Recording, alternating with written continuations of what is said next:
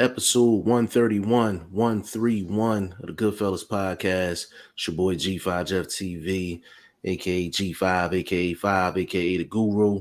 Got my main man with me, Big Bro, Boxing First Vlog, aka the General, aka Blunt, aka Blunt Bayless, aka Mr. 1K.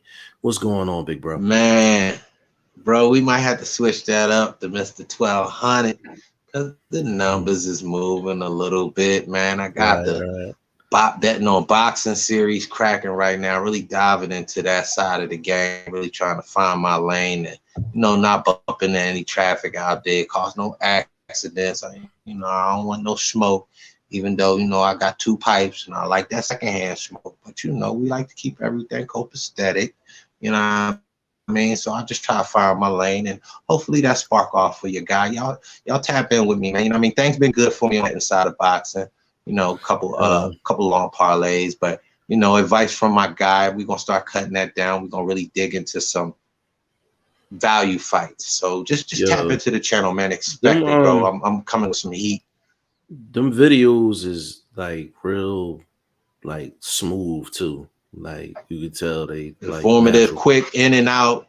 Yeah. That's what I'm saying. Like, I do my studies, bro. So I'm doing it for the focus. You know what I mean? Like I'm hoping everybody get a bag. That's all it's about. You know what I mean? Don't spend your rent money, but a little piece of money or something. Try to get you some Jordan money out of it. You know what I mean? Nothing too bad. We ain't big boxing bettors like that. If we get to that level, then you'll know because you'll be with us. You feel what I'm saying? So let's start from the beginning. Let's get on this run. And definitely tap into G5 Jeff TV. Hottest prediction league going. You know what I mean? Y'all know what it is. Right. It's free. You know what I mean? Absolutely. You can't beat free. You know what I mean? So you get bragging rights. There's a little side pot situation going on. Some head-to-head possibilities. Yes, you know what I mean? Yes, so definitely, you know what I mean? It's a lot of sites, but our site is free. It's free, absolutely free, man. Yes, indeed. We actually got a lot to cover today, and it's crazy. Before I get started, I actually want to run this by not only you but everybody listening, because I'm not 100% the social media tech guy. I got a message from Mark Breland, and I don't know if he was hacked or, you know what I mean? Like it was nothing, like it was nothing, like crazy. It was just like, like, hey, what's going on? Like, you know what I'm saying? Pretty much like a hey, what's up? But I don't know. I mean, I don't know. Who you know that know Breland. That's how you gotta go from there. You gotta tap in, be like, yo, everything good with the boy? I got a message. I just want to make sure it's from him. You know what I mean? I'm gonna be going back and forth. I'm trying to. That's another route. You know what I mean? Yeah, I got hit his followers. This how you do it. This how you do it. G5 hit the followers, and it'll come back to you maybe as you're scrolling through his followers. Like, oh, that's the boy. Let me message him right quick. That'll help it come back to you. You feel what I'm saying? All right. Yeah. So I'll probably do that, but you know what I'm saying? That's weird to just get a message out the boot. Yeah, you know what I'm saying? We usually hitting them guys. Yeah, we usually hitting them guys. I'm getting hit. It's a little different. So I was just like, I don't know if he got hacked or whatever, but we're gonna find out. We're gonna get to the bottom of it. But we got a couple of things, man. Dillian Whyte looked like he has linked up with Buddy McGirt. Also, there's a text message flowing around between Eddie Hearn and Adrian Broner discussing possible opponents. We definitely still got to get into this Keyshawn thing and see if he's ready for top 10 or even 15 competition at 135 pounds. We could definitely get into that. We never tapped in with Eddie Hearn suing Jake Paul for $100 million for Jake Paul basically saying that Eddie Hearn paid off some judges. We got a bunch of little small them numbers those numbers particularly, not to cut you off, big homie. I'm reading 250 to 75,000. That's on Boxing Scene, and I believe another site, I think it's boxing.org or something like that. I read it. I know Boxing Scene for sure, But the other site, you know, I don't remember the actual full name, but it was like Boxing.org or something. But yeah, I'm like 250 to 75,000. That just might be out of spite. But now you saying $1 million. Now there might something be serious behind it. 100 million. No, he ain't getting 100 million. This dude ain't got 100 million. The people that promote him don't got 100 million. Yeah, it's not 100 million $100 situation. Yeah, it's not. Big shout out to VP Shane. I don't know if he is or is not going to be in here, but big shout out to the VP, man. You know what I'm saying? Third member of the team. But let's get into this. Let's get into this Dillian Whyte thing. Oh, you know what? Hold on, before we get started. Before one more. Big shout out to Richardson Hitchens, man. He just signed with Eddie Hearn. That's a big look for Richardson Hitchens. That's a big look. I don't know, bro. Can I tell you why though? Too. Can I tell you why though? Well, let's talk about that first. Let's talk about that first. Let's go right into it, because that'll lead us to the rest of the Eddie shit. Yes, so yeah, go ahead. Yes. Richardson Hitchens just signed with Eddie Hearn, Matchroom, and initially I thought the same thing Blunt thought. I was like, I don't know, but I gotta remember where he came from.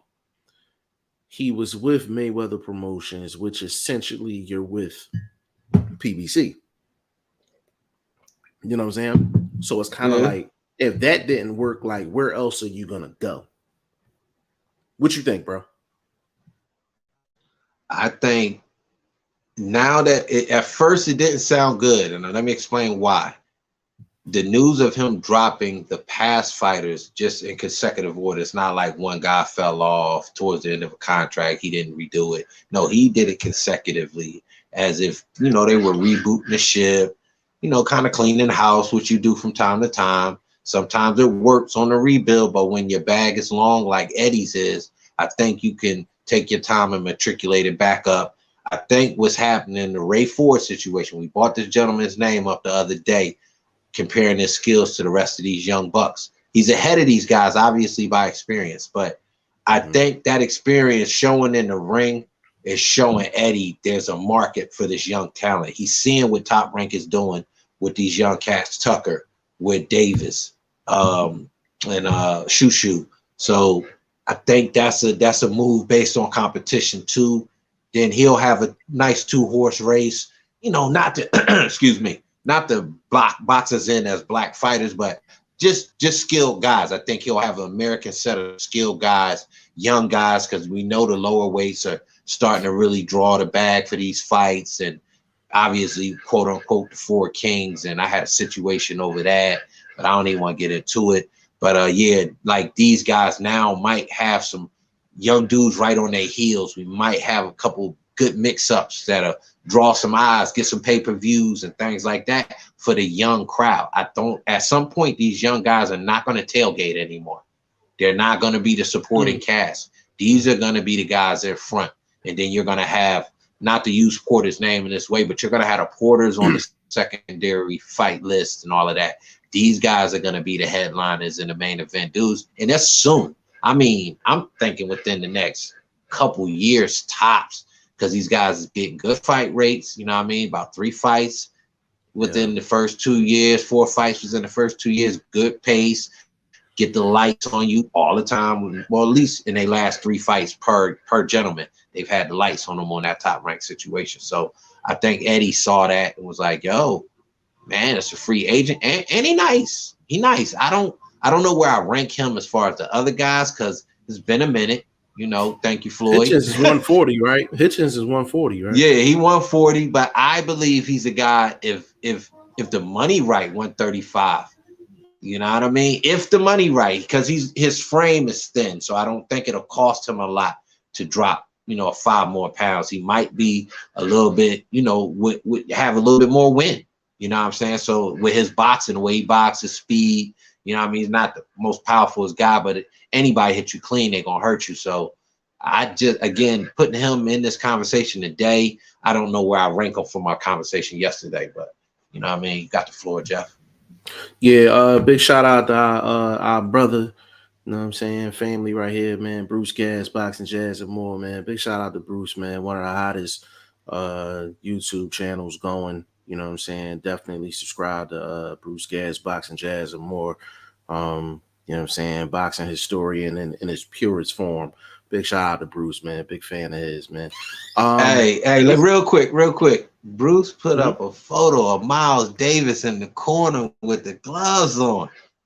And I saw it on YouTube. So big shout out to him. That's what I really tap in. I don't get to watch the show as much because after doing this and other things we do in the boxing world, it's hard to really, give everybody that whole hour and a half.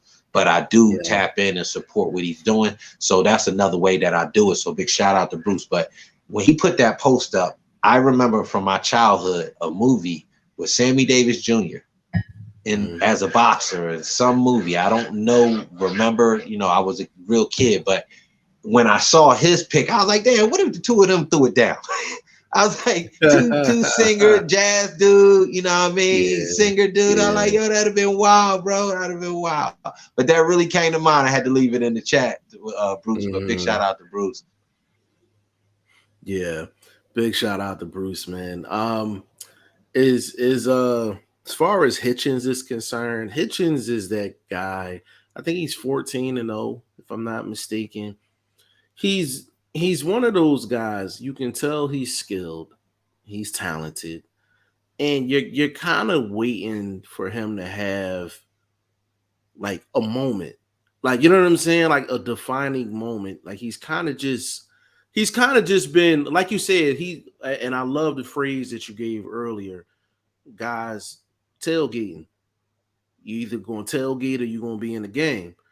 And I feel like Hitchens has been doing a lot of tailgating. Not his fault, though. I just feel No, it's not a plan. Not his fault at all. Not his fault at all. But it's almost like you almost feel like he should be a little bigger than what he actually is. Like his butt, like he should be a little hotter in the streets. You know what I'm saying? Can I dump this on your lap real quick? When that talk was out, and I don't know, I would say what, year ago, when I think he had his last big scene, could be over a year ago, when he really had some lights and he had the cameras on him, he had the microphones in his face.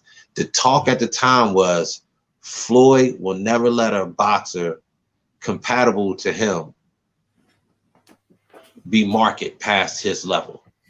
So when you look at Tank is the complete opposite of Floyd, even though he's an intelligent boxer and he's shown it with his knockouts. But that being said, he's not Floyd. No one is Floyd when we talk in that level. There's guys comparable, legends to me, like Pernell Whitaker and other guys like that. But I just think they was still a notch behind Floyd when it came to that defense. You know what I'm talking about? And that is the heart of the game for me. Just explaining something real quick. If you can avoid being hit and hurt as a defensive mindset, as a fighter, that automatically keeps you in the game, no matter how long the game goes. You understand what I'm saying? Like, you're in it. I'm not getting hurt, so I'm not losing wind. I'm not getting beat up. I'm not woozy. You understand what I'm saying? There's not a lot happening that's taking my energy because I'm defensive minded. I can pick and choose my offensive spots, do damage when it's possible to do damage without getting hurt. So I think that's the core of boxing. And when you a fighter like Floyd, and you've actually shown it for 50 fights, and you still showing it, playing around with these goofballs, I kudos, bro. So when Hitchinson comes along and he's similar without the dog, because we haven't really seen that dog from Hitchinson.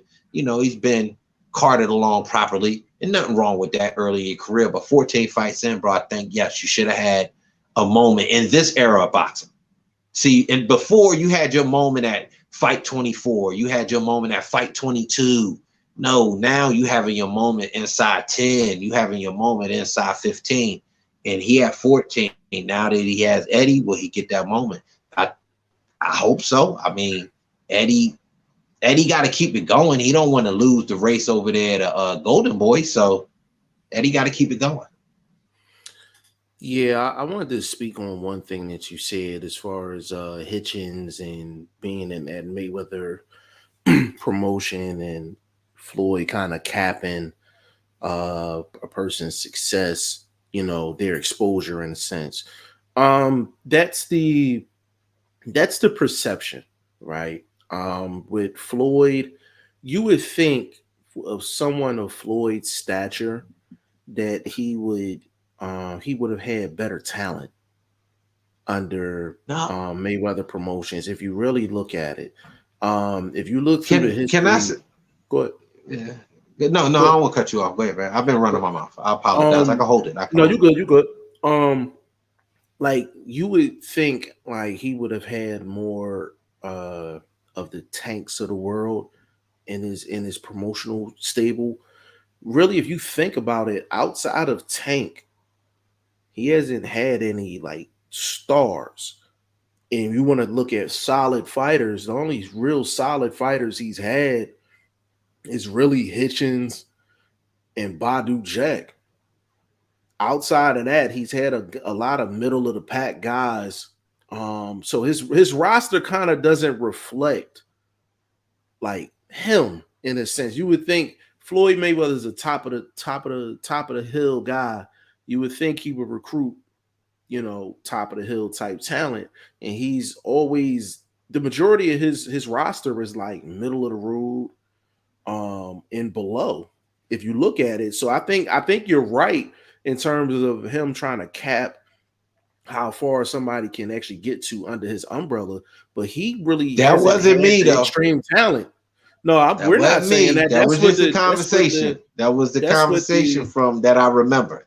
that's what no, but that's we're not saying anything that hasn't been said before. You know what Yeah, I'm yeah, saying? but I just, Like we just want his to keep everything on roster. the up and up. No, understood. No, his These people roster take things doesn't. out of context. Yeah, his roster really doesn't reflect like top notch guys to where he has to really worry about that. It's just I think Hitchens made a good move. Now, whether it's good for him to sign with Hearn, in terms of matchups and things like that, that's something different. But when you've been with Floyd Mayweather for this long and you don't have the name and you didn't really get the marquee fights, it's kind of like what okay, but why are you with him? Like, you know what I mean? Like, why are you with him? Oh, and big shout out to Whyte Sports Media too. Like, and I haven't had a chance to listen to the interview, but he did interview Richardson Hitchens, and I think Yeah, I the saw title it. of it was why I didn't get to see the interview, Yeah, but well, I will he check didn't it out. tell where. And just real quick snippet, he didn't really the go to where that it was going to be Eddie. I guess we kind of helped break that for the for our fans, for our folkers. You know what I mean? If they wasn't already up on it, but at least we breaking it down a little bit. But like I Yeah, said, he didn't really say direct, but he said it's going to be a nice move. It's going to be a smart move for what the landscape is. So yeah, again, I gotta agree with it. Dezan, they busy. One thing I could say, this is what I'm gonna say that's a positive for this dude. It's a flood over there at super lightweight. A flood on that side of the fence, on that side of the world. And a young dude could just stack his cake up. Kind of similar to how Haney went to Mexico and just stacked his cake up, got his name cracking, got his skills up, got busy again. Over there, bro. And trust me, I know because I'm inside the numbers now, so I'm finding out a lot of these dudes that, oh shit, I ain't know dude's a super lightweight. Oh, he's 16-2. Shit, there's a dick, and he got a buzz over there. Oh shit, now you think you bringing up Richardson Hitchens? There's possibilities out there for this dude just on that side of the fence. We know about the European tour, man. It's the greatest thing in boxing right now. Big salute to Saul for that, man. You go double platinum over there, bro. So I'm just saying, bro. I think it's a cool move for what the landscape over that side is, and that's where yeah. Ray Ford going over there regularly. I don't think he had but one fight over this way on Dezan because they Yeah, I don't do think a lot of cards over here. yeah. I really like what Raymond Ford is doing. He's really setting the table up. I think he just need to step up his like his social media presence or whatever, kind of show his personality a little bit more. I don't think he really talks enough or promotes Yeah, himself enough. But once he yeah. gets that side down, man, like he could be a player in boxing, man. He really can, man. Like hopefully they'll work on that. But Yeah.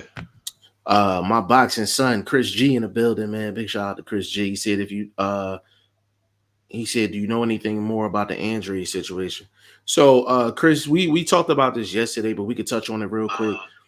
Basically, Andre, there was a purse bid for the Andre fight. Only one person showed up. The bid was $305,000. It's basically a 60-40 split. So it looked like the fight is not going to happen because it looks like neither guy, based off of what I was reading, neither guy wants the short-term money. No, neither guy wants the short-term money.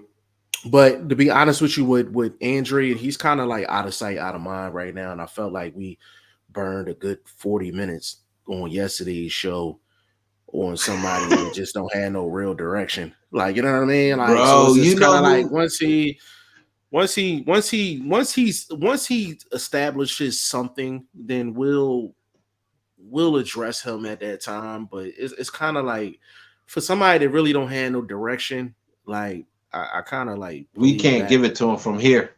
Yeah, like I played back the show yesterday because it was just fire. If y'all ain't hear the show yesterday, definitely go tap in with that. But I went and listened to it again, and I'm like, yo, we really burned 40 minutes on a dude that got no direction. Like I was like, I'm not doing that shit today. That's what's crazy. He had us driving around in circles. But real quick, to end that, remember we was trying to think of a name to compare him to, and I got the perfect name. Jarrett Hearn. I don't think the same way. Fights. No, but just the potential. Like that's where I think they're equivalent in their potential, and yet we haven't seen it. Both of them in the same landscape, off the radar. Off the radar. They busy on the gram though. They busy on the gram. They in the gram boxing streets, crazy. GQing, getting married. I would compare them to like right now in terms of just like no direction in terms of boxing. Yeah, in terms of like just that too, no but just when I first thought of it, the word potential came to mind. Jarrett Hearn looks like he's not hungry, and there's certain guys that I just, and it might just be me or just a perception. But some guys just don't look hungry, and when in boxing, hunger is kind of part of what you actually go support. Like, so think about it. Like Jarrett Hearn looks full. He looked like he had a full plate of food, right? Take a guy like a Danny Garcia. He looks like he had a full plate of food. You understand what I'm saying? There's a bunch of guys that look like they're full. You know what I'm saying? But that's why those guys are kind of like their name is not really buzzing in these streets. Their names are not really buzzing in these streets. So you take a guy that may not be as talented, but he gives the perception that he's hungry. Take like a Pitbull Cruz. That man fights like he got to fight for the T-bone steak. Like that's how he fights. You know what I'm saying? And he's active. Like he's active every couple months. You see Pitbull in the ring. You know what I'm saying? Like, so we as fans and as boxing, aficionados, we get more behind the guy that actually shows that they want it, like they put their heart into it and actually show like, yo, like I really want this.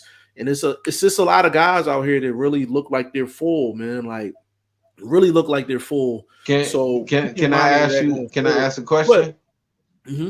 Yeah. What superstar is you like? I don't think the guys you mentioned are superstars. So what superstar you think is about to hit that plateau of, okay, I'm full? Like which one?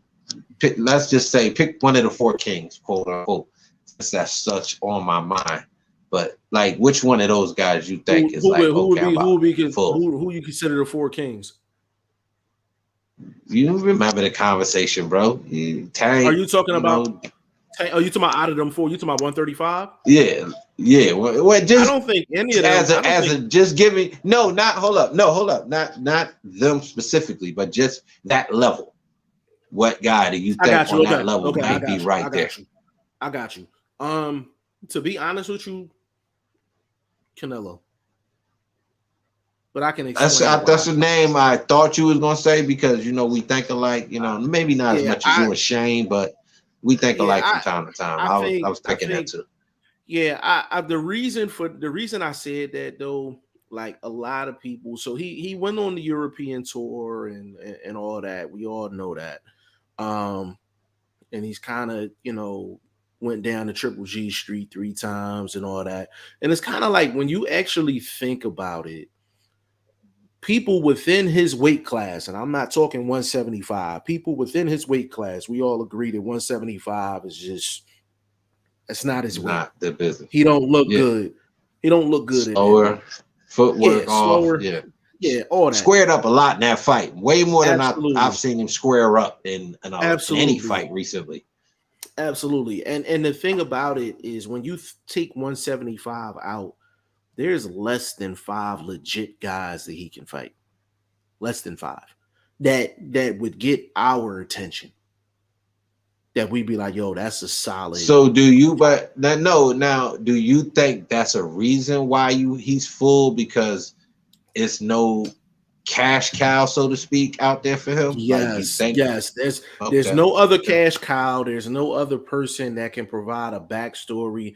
It's simply a lot of risk, and then if he's fighting with little reward, with outside of money, very little reward. So if you got David Benavidez, that's a hell of a challenge. You got David Morrell, that's a hell of a challenge. Even if you went let me get this in on the side too. A lot of people be listening to this podcast show and be taking information from it, and they don't get a credit where credit is due. And I'm not saying no names because it be various people. Listen, I literally seen a report where someone said that Canelo was going to take a break, and when he returns, he was going to fight. Guess who? Take a wild guess.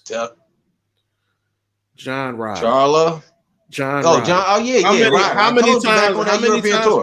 How many times have we said that he was? How many times did we say? Have I said that he was? John Ryder's probably going to be a possible opponent.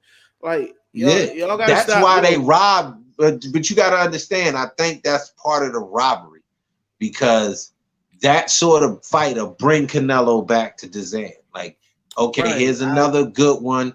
The people over there are going to support their guy. So yeah, and that's a good point, because I'm like, people don't realize like how far in advance these dudes be setting shit up. Like, he already fought Danny Jacobs. Danny Jacobs. They ain't want Jacobs to win that fight. Yeah, so even if Danny Jacobs wins that fight, he won it. That takes Ryder out of the equation. So Ryder wins that fight. Oh, for sure. Yeah, keeps him in the equation. So Canelo just he doesn't have a lot of opponents left that's gonna capture the imagination of the general public. So I think he's gonna be one of those guys that I think is gonna start. Listen, the torch is about to get passed, and it's nothing against Canelo. Like, there needs to be another top guy in the sport, another cash cow. It should be Spence if he's able to pull this supposed fight off. I think it would be. He would have the inside route, being busy with pay-per-views with PBC the way he has the last few years. So I think have the inside track just because of the pace that he set of being consistent with pay-per-view events. Whether the fights were super competitive or not, the names were right. The buildup was right. You know what I mean? It seemed to paid off, because back with the biggest pay-per-view I think they could get would be a Crawford fight. We keep haggling over numbers. I still think it's the biggest that they could get, what that number is. Go ahead, Jeff. Let me throw this question out here for you before we get back on track. If you're Al Heyman and PBC, who would you benefit more from winning? Spence or Crawford? Spence. Got more years to go. Got a little bit more traction. Not that Bud is this super old guy, but 35 is right there. So what 35, 40 years, one fight a year might not make a lot. If I can get 6 to 8 out of Spence, That see 35, ain't it? Ain't it 35? Yeah. So that's what I'm saying. So you got to think as a business plan. Spence is the more economical route as far as building financially, keeping the pockets filled up and things like that. Bud is not a bad short term. Yeah, you might be able to get 2 good fights with Bud as you undisputed under that platform, but it ain't gonna do the numbers. It for me, that Bud winning, his next opponents would be the draw. And that's no cap to Bud. I just don't think he was ran originally to be that star. We know it based on product. We're hardcores. We sitting there watching the product from 140 to 147. We can judge it resume wise, this, that, or the third. But I think for him winning, the opponent would make the next super fight or big pay-per-view or whatever. I don't think it would be Bud being undisputed. With Spence, I think it would be him being undisputed on that platform, carrying the flag. Here's your new Canelo. Well, I'll say this. I think with when I think about it, Bud is probably the better choice short term, because if you think about it, if Bud wins the first fight with Spence, there's pretty much an automatic rematch. If he wins the second fight with Spence, then you're talking 147 unified versus 154 unified in Charlo. That's a nice ass 3 fights. Now that bro, that's why I love you. Segue right back to the original conversation or the original question that got us into this. Who is on that edge? Now, I love my dude. I got him pound for pound, you know what I mean? Undisputed. I think he might be there, bro. I just feel like it, bro. I think he might be at that point where I'm proving. Let me set a fight up. Like the Tim Tszyu fight could be, in my estimation, because you always got to think from both sides of the track so you don't get hit by the train. You see what I'm saying? So my point being is, if he's a champion that's like that and they can really make that a mega fight, he go over there and get that money, because obviously some money down there. They wouldn't have had Cambosa's garbage ass on the front motherfucking front A side of a fight, you know what I'm saying? Because he was straight trash truck juice. I know they out there breaking TVs and all that, but Tim Tszyu, better fighter. If you're Cholo and you're feeling like, okay, this is my money bag fight, I got a rematch clause situation, he might be at that point. Not to say he is, but just when that question was originated by me or you, I don't remember now, but I thought of him like, damn, he could be right there on the brink of saying, I did what I was supposed to do, you know what I'm saying? So I just think that. Yeah. I do think Spence is the better choice in terms of like who would benefit more, because he's the younger guy. But then you look at it from an opponent standpoint, really outside of if he gets past Bud, the only 2 at 147 that's appealing would be Boots and Thurman. Those would be. Can I say that? No, that's untrue. That's untrue. That is untrue, Jeff. I disagree with you for this reason. I think Stanionis is there. I think they can still make a big fight with a Batayev. You know what I mean? There are other links that are but look, yeah, that's what I'm saying. People know these guys. These guys have been active on the platform. So if you run them on a fight or two, getting them refreshed to the public, that is still the draw. Because remember, it's not about the opponent for Spence. It's about Spence. But that's the thing, though. Bro. Like, Spence is at a point to where he needs to maintain. But bro, you literally see. But you're talking from a hardcore perspective. I'll meet you in the middle. I'll meet you in the middle of the street on this one.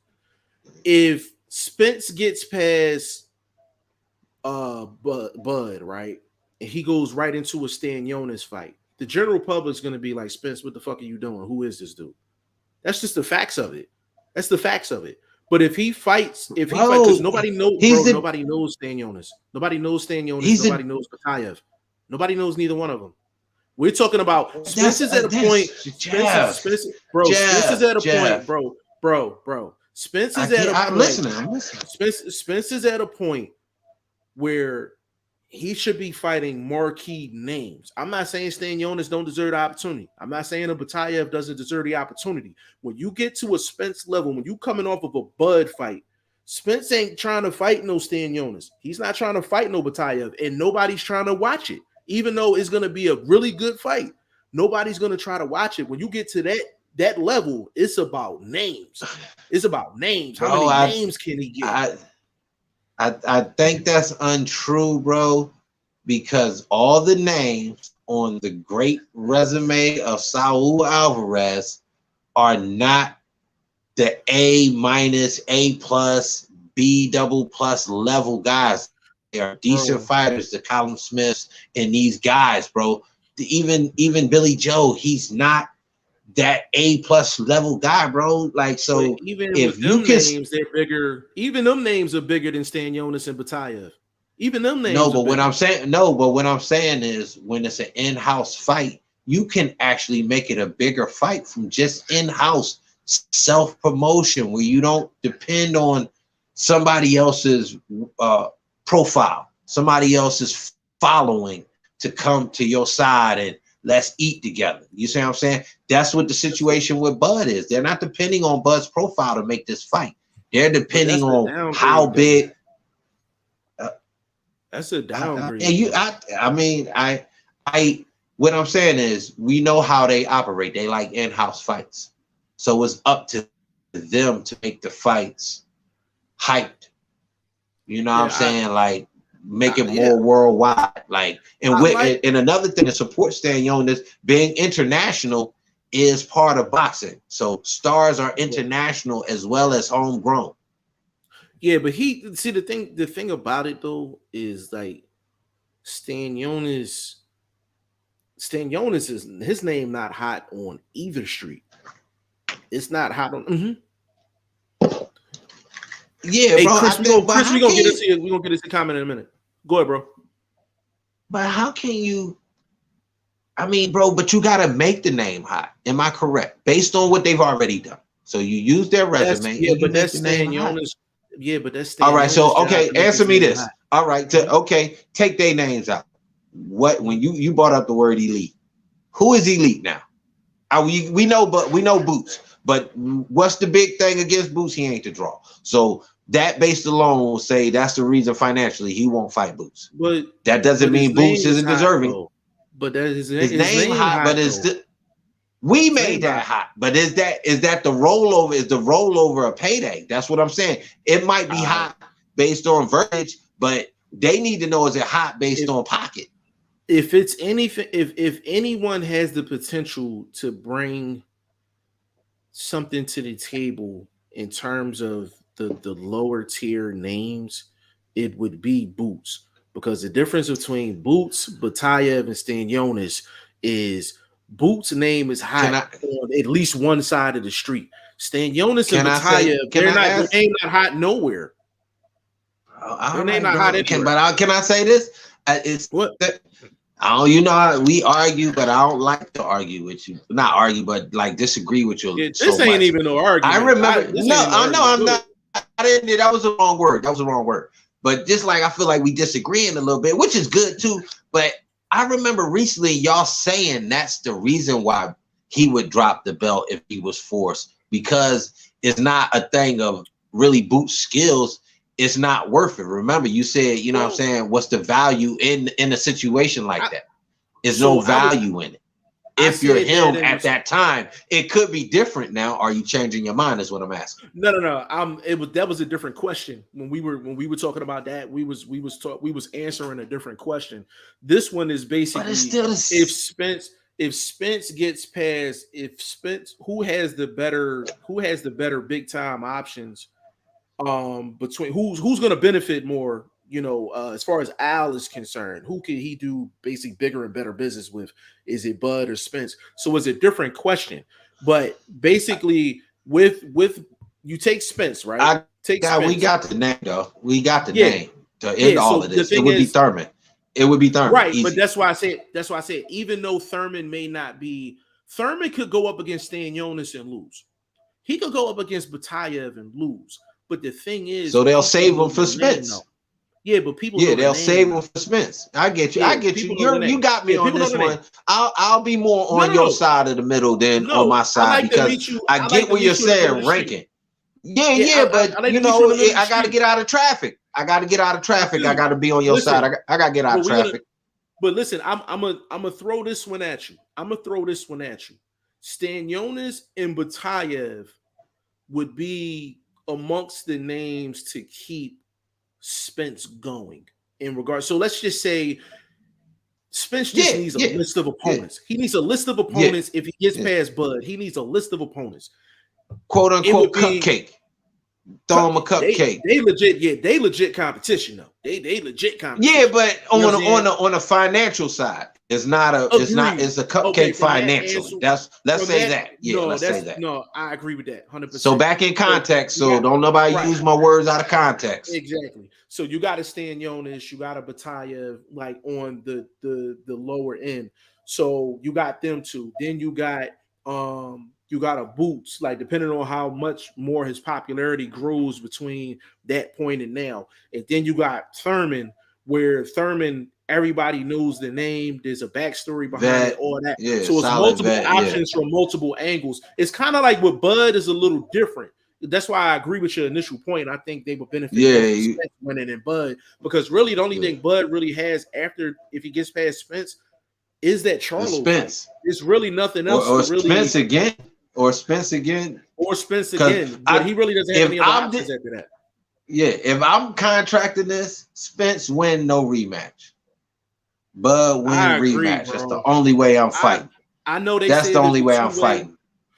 I know they say it's a two-way rematch. I don't buy that. No, the only way I'm fighting, if I win, it's over. Beat your feet. I win, beat your feet. I think if Spence wins this fight, and you got to keep control. It's going to be a rematch.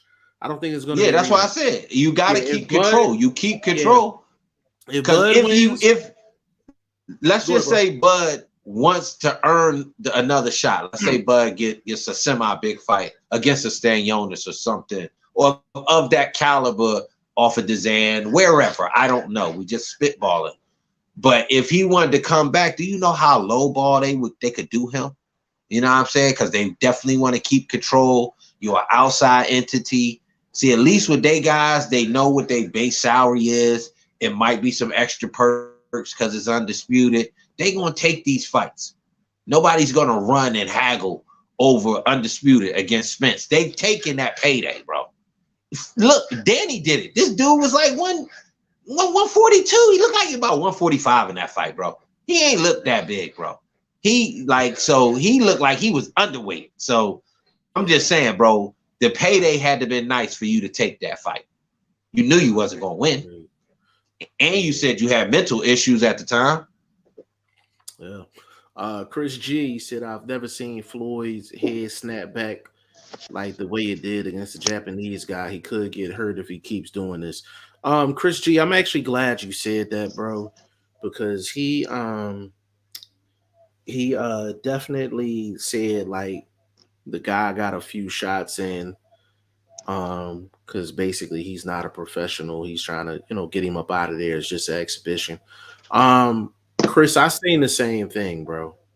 Like, we grown men. I equate it to this. We're grown men, right?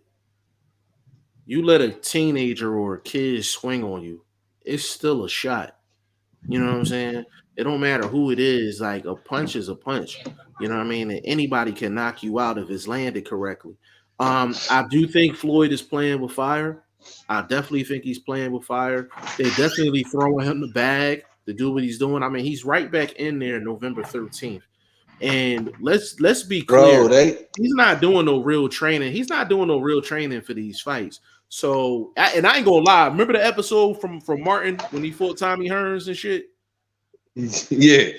Yo, he was kind of looking like that. That's how he looked out there in them streets, man. Like, that's how he looked. So it's like, if they're gonna pay him $10 million or whatever the case may be to take these exhibition fights, he's probably thinking like, bro, I'm gonna do these fights probably every 2 months, and I'm a bro. They saying, let me jump in real quick.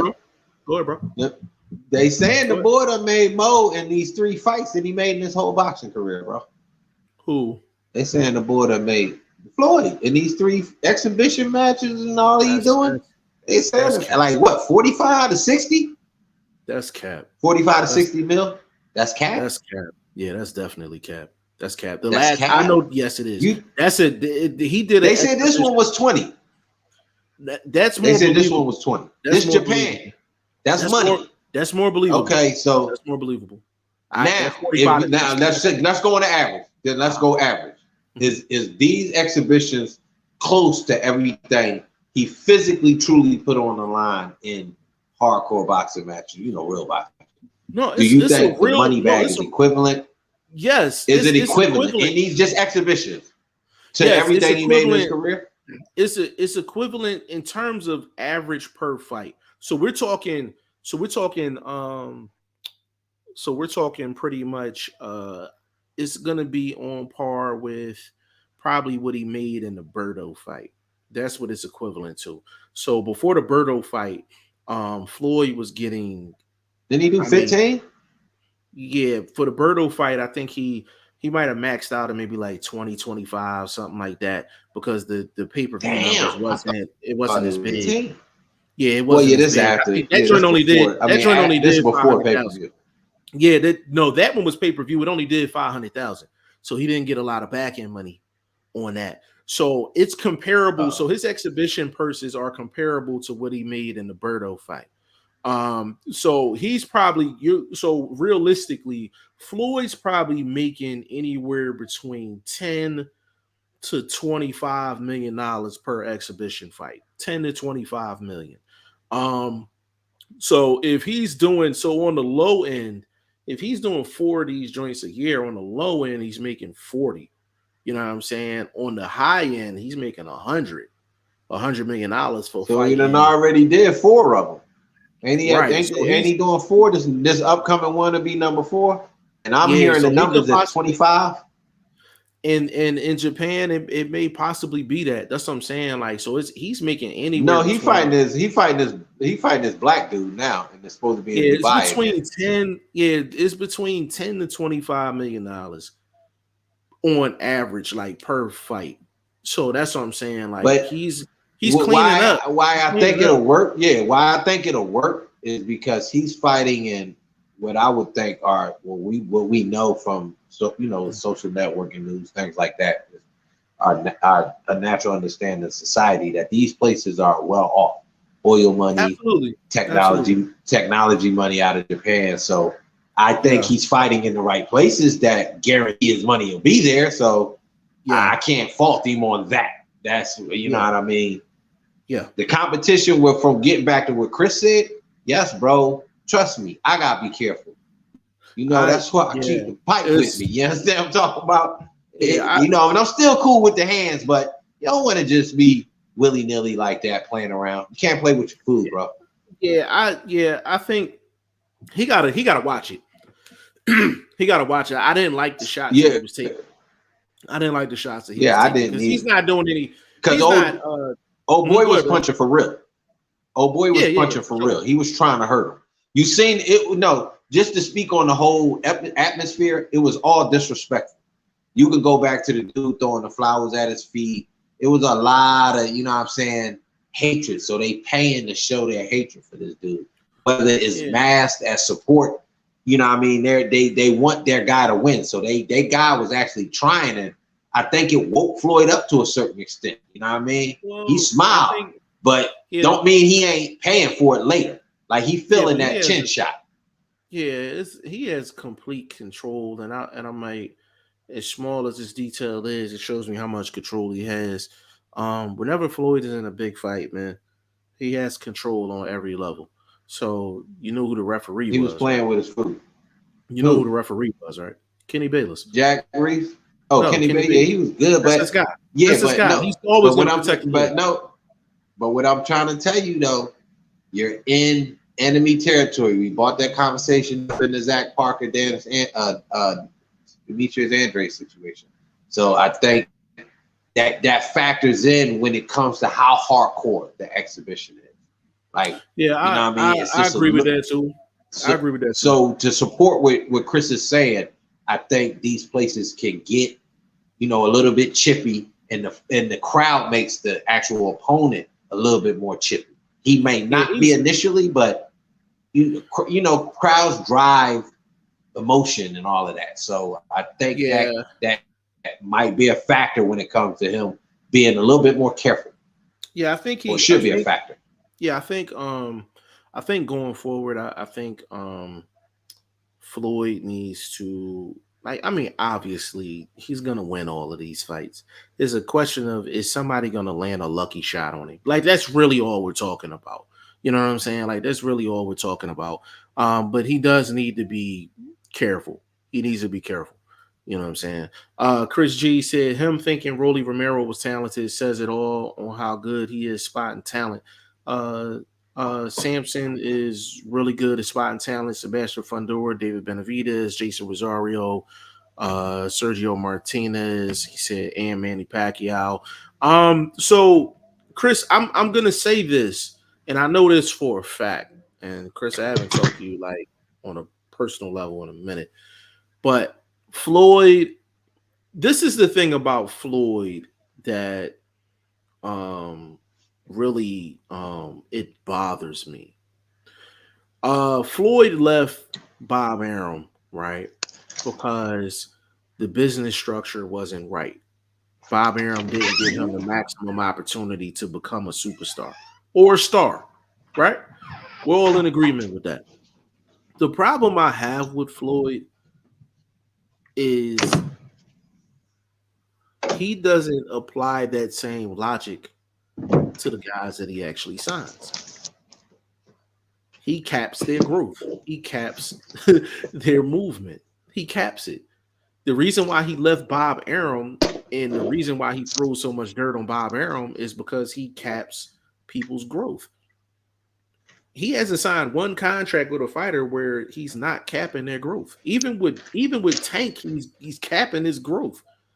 So I'm like, I think with Floyd, I think it's more so like he made those moves for him and not necessarily, oh, I'm going to start a new trend for the black fighter. Because I'm like, if that's the case, Chris G, then he should have signed Devin when he had the opportunity. He should have signed Shakur when he had the opportunity. He should have signed guys like Shushu and guys like that. He had the opportunity.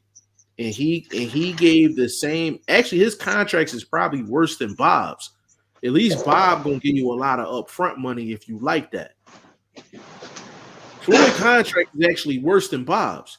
The only reason people go over to Floyd is because they get the Al Heyman effect. But his actual contract is actually worse than fucking Bob Arum's. And that's where the misconception is with Floyd. Floyd does recognize talent.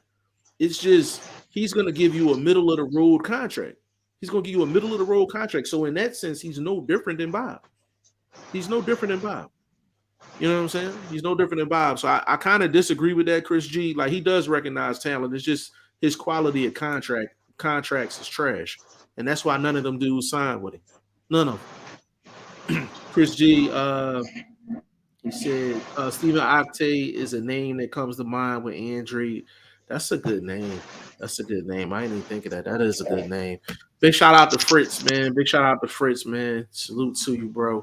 Vlog, what you think of the Dillian Whyte situation with Buddy McGirt, man? Just initial thoughts.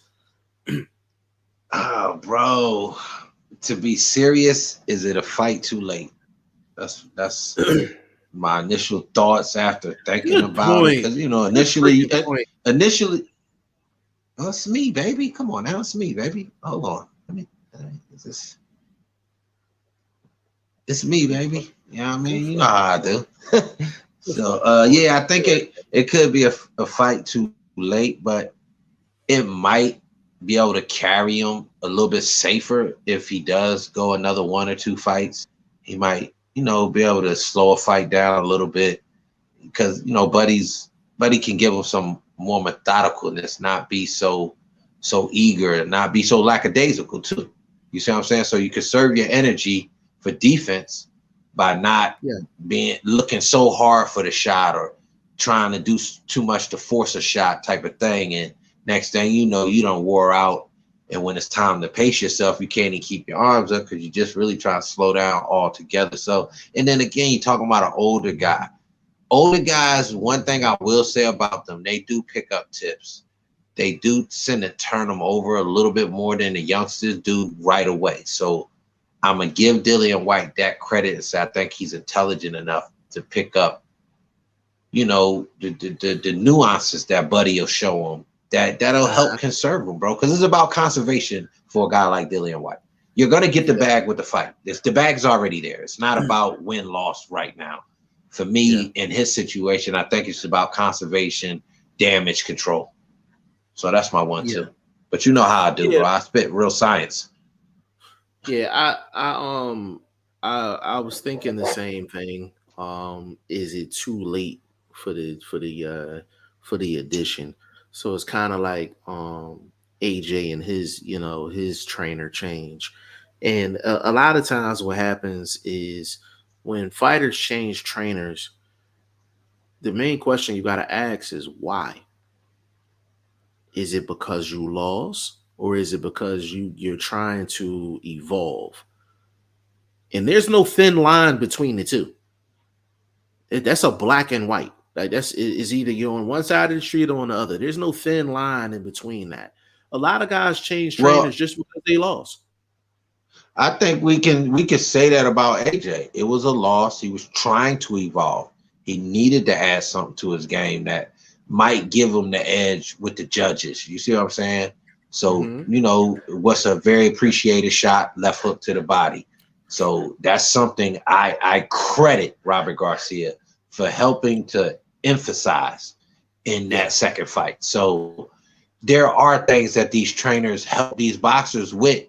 In his situation, didn't pay over. I don't think he threw it enough personally. For the shots he was catching, for throwing it, you might as well let that go even more because you could see it was working. And then I believe it was working. I saw Usyk not as fresh. Yeah, so I think with AJ, I think it was a little mix of both.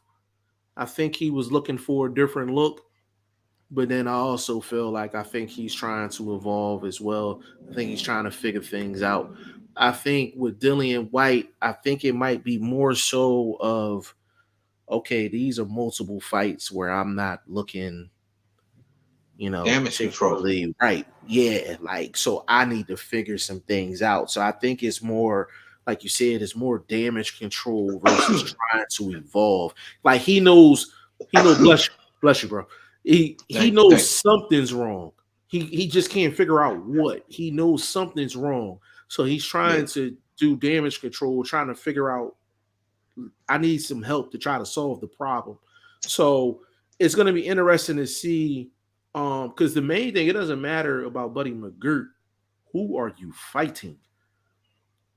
Dillian Whyte needs a get right fight. He needs a get right fight. He can't jump in there with a. Can I ask you this? Or whatever. Go ahead. No. Let me ask you real quick before you start running off names. Obviously, part of this conversation we talked a little bit to set it up. It was AJ came out his mouth for December. Do you think Buddy could get him right for that fight based off the AJ we just saw, based off the Dillian Whyte we know? But we know AJ, quote unquote, isn't a killer, but if he land, he can hurt you. So I think it can help him in this. What it would be, third fight between them? I'm not sure. Is it second or third? I think second. Okay, so in this second fight, he did get KO'd. I think Buddy can help him not get KO'd in this fight and possibly win it. Well, remember, December is a date that Fury wanted. That's not necessarily. Yeah, but no, I'm just saying we speak hypothetically. So none of what I said, please don't take it out of context. Not you, Jeff, but anybody listening and try to run and go mean me. I'm saying hypothetically, if that fight was something, obviously AJ not accept the Fury situation, too much rigmarole, too much, a lot of nonsense. Here's a simple situation. A guy I've already fought. Fair play, no money babble or whatever, you know what I'm saying? I think it would work with the time scale. So I'm bringing in the time scale. I'm bringing in Buddy McGirt's ability to train different style fighters. That's what we know about Buddy McGirt. I think we can all stamp that and agree on that. You know what I mean? If you don't, please chime in and say, show me what style fighter Buddy hasn't shown improvement and won with. You know what I'm saying? It depends. It depends on, so to kind of take your scenario, it depends on how long they have before they fight.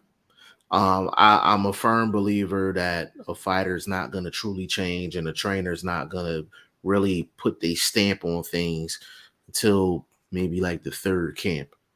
I feel like those first two camps, I think they're kind of trying to figure each other out and trying to work out the kinks. You really don't see the difference. So, can I ask you a question real quick while you're explaining? I'm not taking you off track. Or do you think these tryouts are quote unquote mini camps? Because you obviously, before you hire somebody, you're going to work with them. You're going to interact in a boxing gym. You're going to get the feel. Isn't that quote unquote a mini camp? So you can kind of add it to the build up, to the nuances that this trainer you're officially hiring. You're already kind of getting some of that a little bit. So you know what I mean? Or do you think that, or do you disagree with that? No, I agree with that in a sense. I just think it's hard. There's not a trainer on this planet that could put their stamp on a fighter in one camp. You just no. But I mean, I'm trying to say to help with the time. Like I don't think he just hired him 2 weeks ago. No, I think this was already built up, so he's gotten a little experience. You know what I'm saying? I don't know. Oh, even over the phone, bro. Even if go ahead. I don't know how long he's been working with Buddy McGirt, but to be honest with you, a lot of times with fighters, when they run into a new trainer and it's just something new, they'll be quick to jump on it. So I don't know for sure how long they've been working. What I will say is this: I think Dillian Whyte needs a fresh set of eyes, and I'm not saying that his previous coaches weren't good. Sometimes you just need a fresh set of eyes. You know what I'm saying? To kind of walk you down the hallway. You know what I'm saying? Yeah. And I think that's what that is. And I think it's going to be a good look for him. But I do think Dillian Whyte needs a feel good fight. I don't think. So who's a feel good? Give me a name. Give me a name.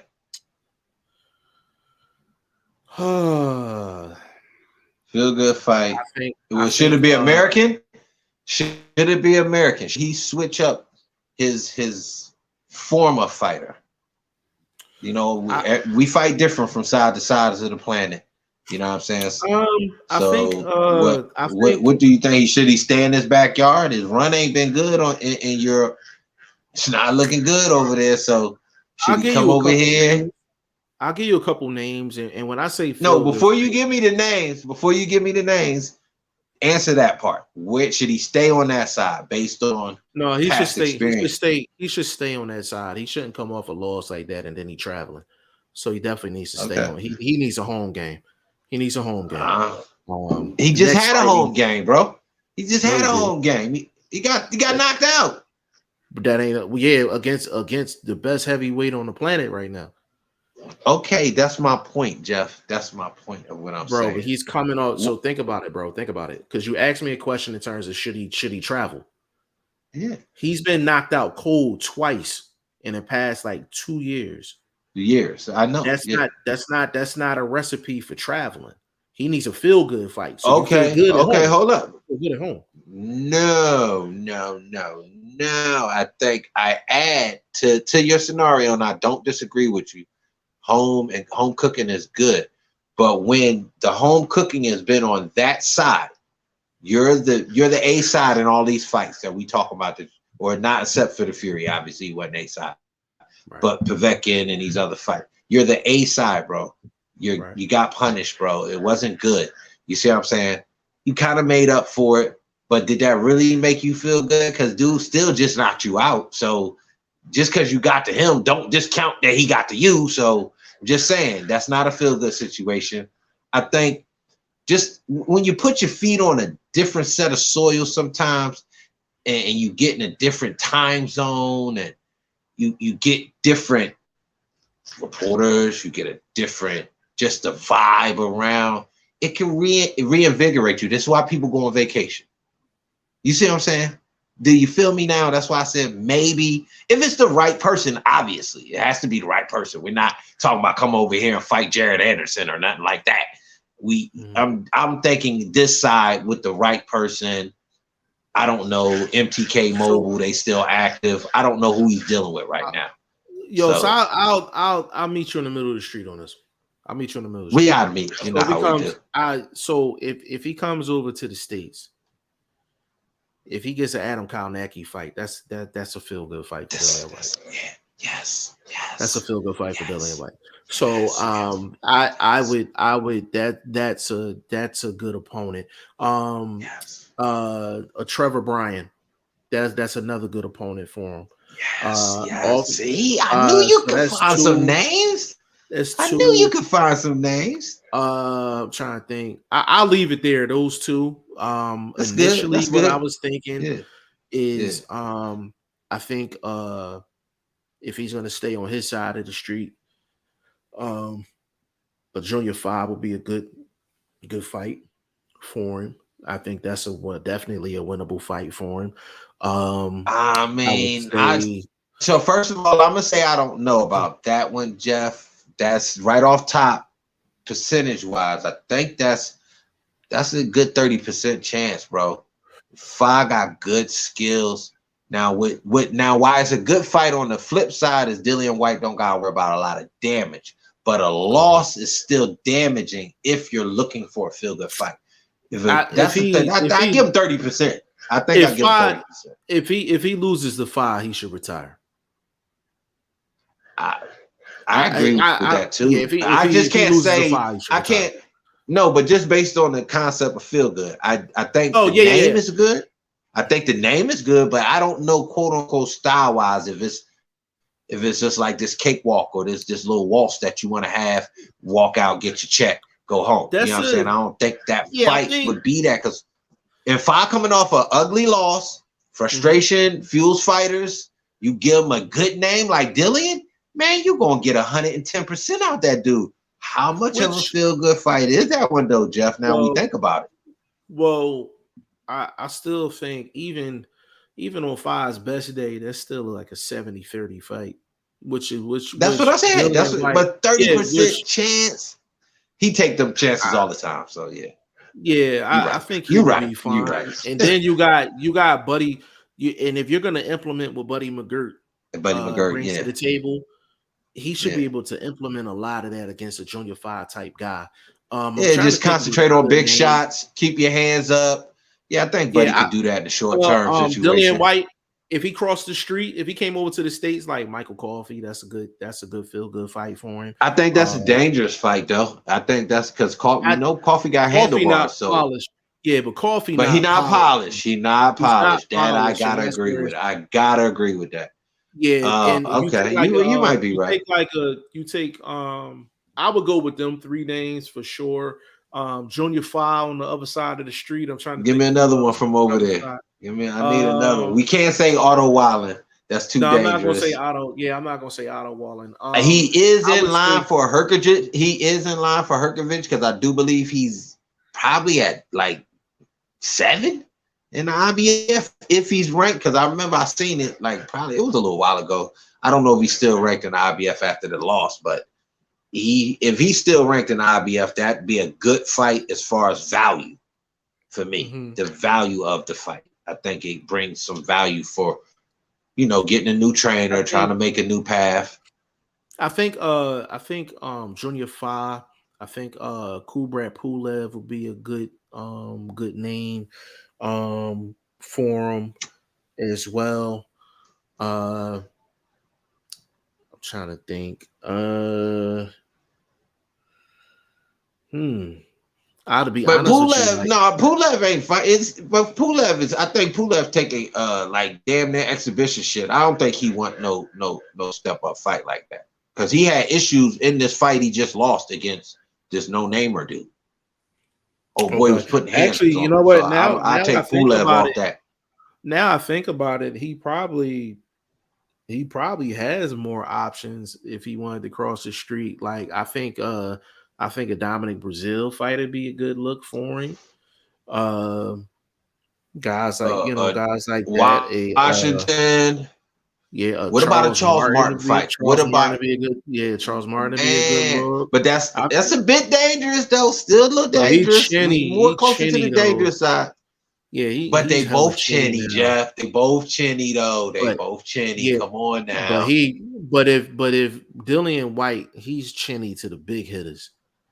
Charles Martin ain't never been cracking like that. You know what I'm saying? But my thing is, now, just one. I gotta give Charles Martin this. His range is nice. If he can really get the extension and the straight arm contact behind the shot on a slow defensive guy like Dillian Whyte, I think he can head turn. He could do some damage. He can change the course of a fight. You know what I'm saying? Maybe not with KO shots, just mind-changing shots. Like, I'm going to change the route of your body. Now you off track. Like, what the fuck was that type of shot? I think we got to give Martin that. So for a fight like that, we gave numbers to the 5 fight. Let me give a number to this one. I give Martin 40% chance. Because Dillian Whyte naturally the stronger puncher. Hell no. You don't give him 40? That's too high. Range? Too high. Jab? No. Hell no. I'm gonna tell you why though. I'm gonna tell you why. Okay. Charles Martin jab. Charles Martin technically is a sharp fighter. Charles Martin never shows up when them lights on. He never shows up with them lights on. That is worrisome. That is worrisome. But I would say 20. So I would say 20 more. So I would say 20. Lower than 5. 20. Lower than 5. Wow. They're about the same. I think he's a better fighter than 5. Okay, but so 30%. I mean, 30%, 30%. I would say between 20 and 30. 20 and 30. Damn. I'll meet you in the middle. But you still went lower than 5. I gotta tweet that. But the thing is with 5. So if you think about it, so 5 had a stinker of a fight with Joseph Parker, right? So then you know what happened in his last fight. So before that, Junior 5 was a credible name in terms of you can get quality work with this dude inside of the ring. With Charles Martin, he's had multiple situations where he had the bright lights on him and he's looked bad. Like, it's never been a situation where he's had the bright lights on him and he's actually looked good. He's looked bad every single time the lights on him. Now we can say that about 5 too, because obviously the Parker fight was a straight dud. That was the lights on. That's country rivalry thing going on there. So that didn't pan out in a firefight. You got clipped behind the head against, the former, GNC, customer service guy who was, taking extra packages home after work.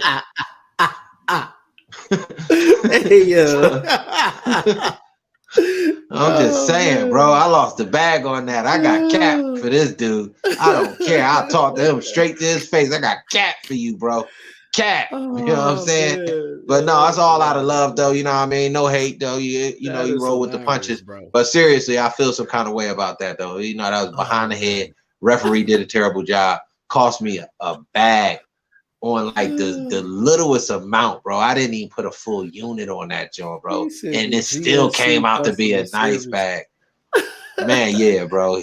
He was leaving home with unbought packages. Oh, returns. He was leaving home with the returns, homie. Like, oh man, I ain't putting this shit back on the shelf, man. Oh man. Like, bro, I'm not, but in all seriousness though, bro, I think 5 is on that same level as the lights could have been a lot. Because he didn't react well initially. Another situation where the lights was on. You in Australia, they do their own platform real big. They had their fights on Thursday. So if anybody love boxing like I do, check out them Australian cards that be going down on Thursdays. Lot of good talent over that way. So big kudos to them. But anyway, that again, like you said, back to the limelight. That was a limelight situation. So they might both be under that scale. So 20% might be good for both of them. Shit. Now that you bought the light situation up. Yeah. So I mean, but there's some good opportunities for Dillian. Basically, it's some good feel-good fights on both sides. Definitely, absolutely. Big shout out to Andre Southgate, man. Salute all here listening. Go support my man Andre Southgate, man. Go subscribe to his Oh channel. yeah, he does little lives on the weekend. I'll be tapping with him when I can.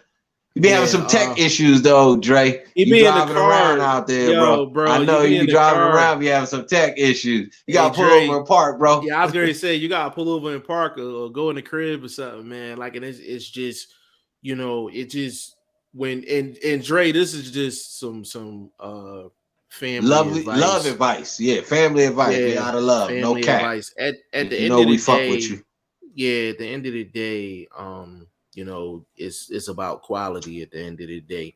Brennan Smith, he said it's Fury AJ still going on. He said it's Fury AJ still going on. What you think? I don't feel it happening. I feel it's at the same rate of Spence Crawford. We get Spence Crawford, we get Fury AJ. That's all I can say to answer that. Yeah. I don't know if you heard me, but I said I heard you. I heard we you. Get Spence. Okay, we get Spence Crawford. Yeah, we get AJ Fury. Yeah, Brennan, I don't think that's happening. I never believe Fury anyway. So Andre Southgate, he said the Martin versus Kalnacki was a good fight. Would prefer Whyte versus Martin, also a good fight for Whyte because Martin is a former champion. I think good name both of those fights, good name, good quality name. I agree. I think Martin's a better name than Kalnacki. I think Kalnacki is just. Oh yeah, for sure. Kalnacki, but he got a little home appeal, so he could do something with that Barclays Center. Yeah, he could do something with that Barclays Center. He could do something with the Barclays Center. Yeah, so Southgate, I agree 100%, man. I agree 100%. But that's Dillian Whyte has some options. So him going with Buddy McGirt, if they're gonna go through the route of getting him maybe two fights to kind of work the kinks out.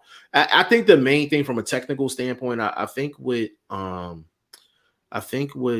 Whyte needs to work on is, and it's amazing that he's going this long without actually learning this, is how do you defend the uppercut? He's never defended the uppercut in his whole career. Even with guys that land the shot, but it's not a money shot, that's the one shot you can get off on Dillian Whyte. Shane and I talked about that like years ago. If he has, I remember that conversation. If he has an Achilles talked about heel, it a little bit. It's that uppercut, and he needs. And the thing, and let me say this too. Now, I'm not a boxing trainer or anything like that, but I've been watching boxing for a long time. So it depends on where you are. You should never get hit with an uppercut from that far out, especially like with the Fury situation. That was just disrespectful. That was disrespectful. When you throw an uppercut that far out, that should be a kill shot. Now we can't strictly blame that on physical, what he's able to do physically. Those are when your trainer digs into another part of your boxer, and that's the psyche, where you have these lapses. He had the same lapse with not Povetkin, but Pulev. It was just a lapse, bro. You're just lapsing in concentration. A new trainer could regenerate your mindset, get you more concentrated on the craft, and you know what I'm saying, you're not around the same the same routine, which can dull you out.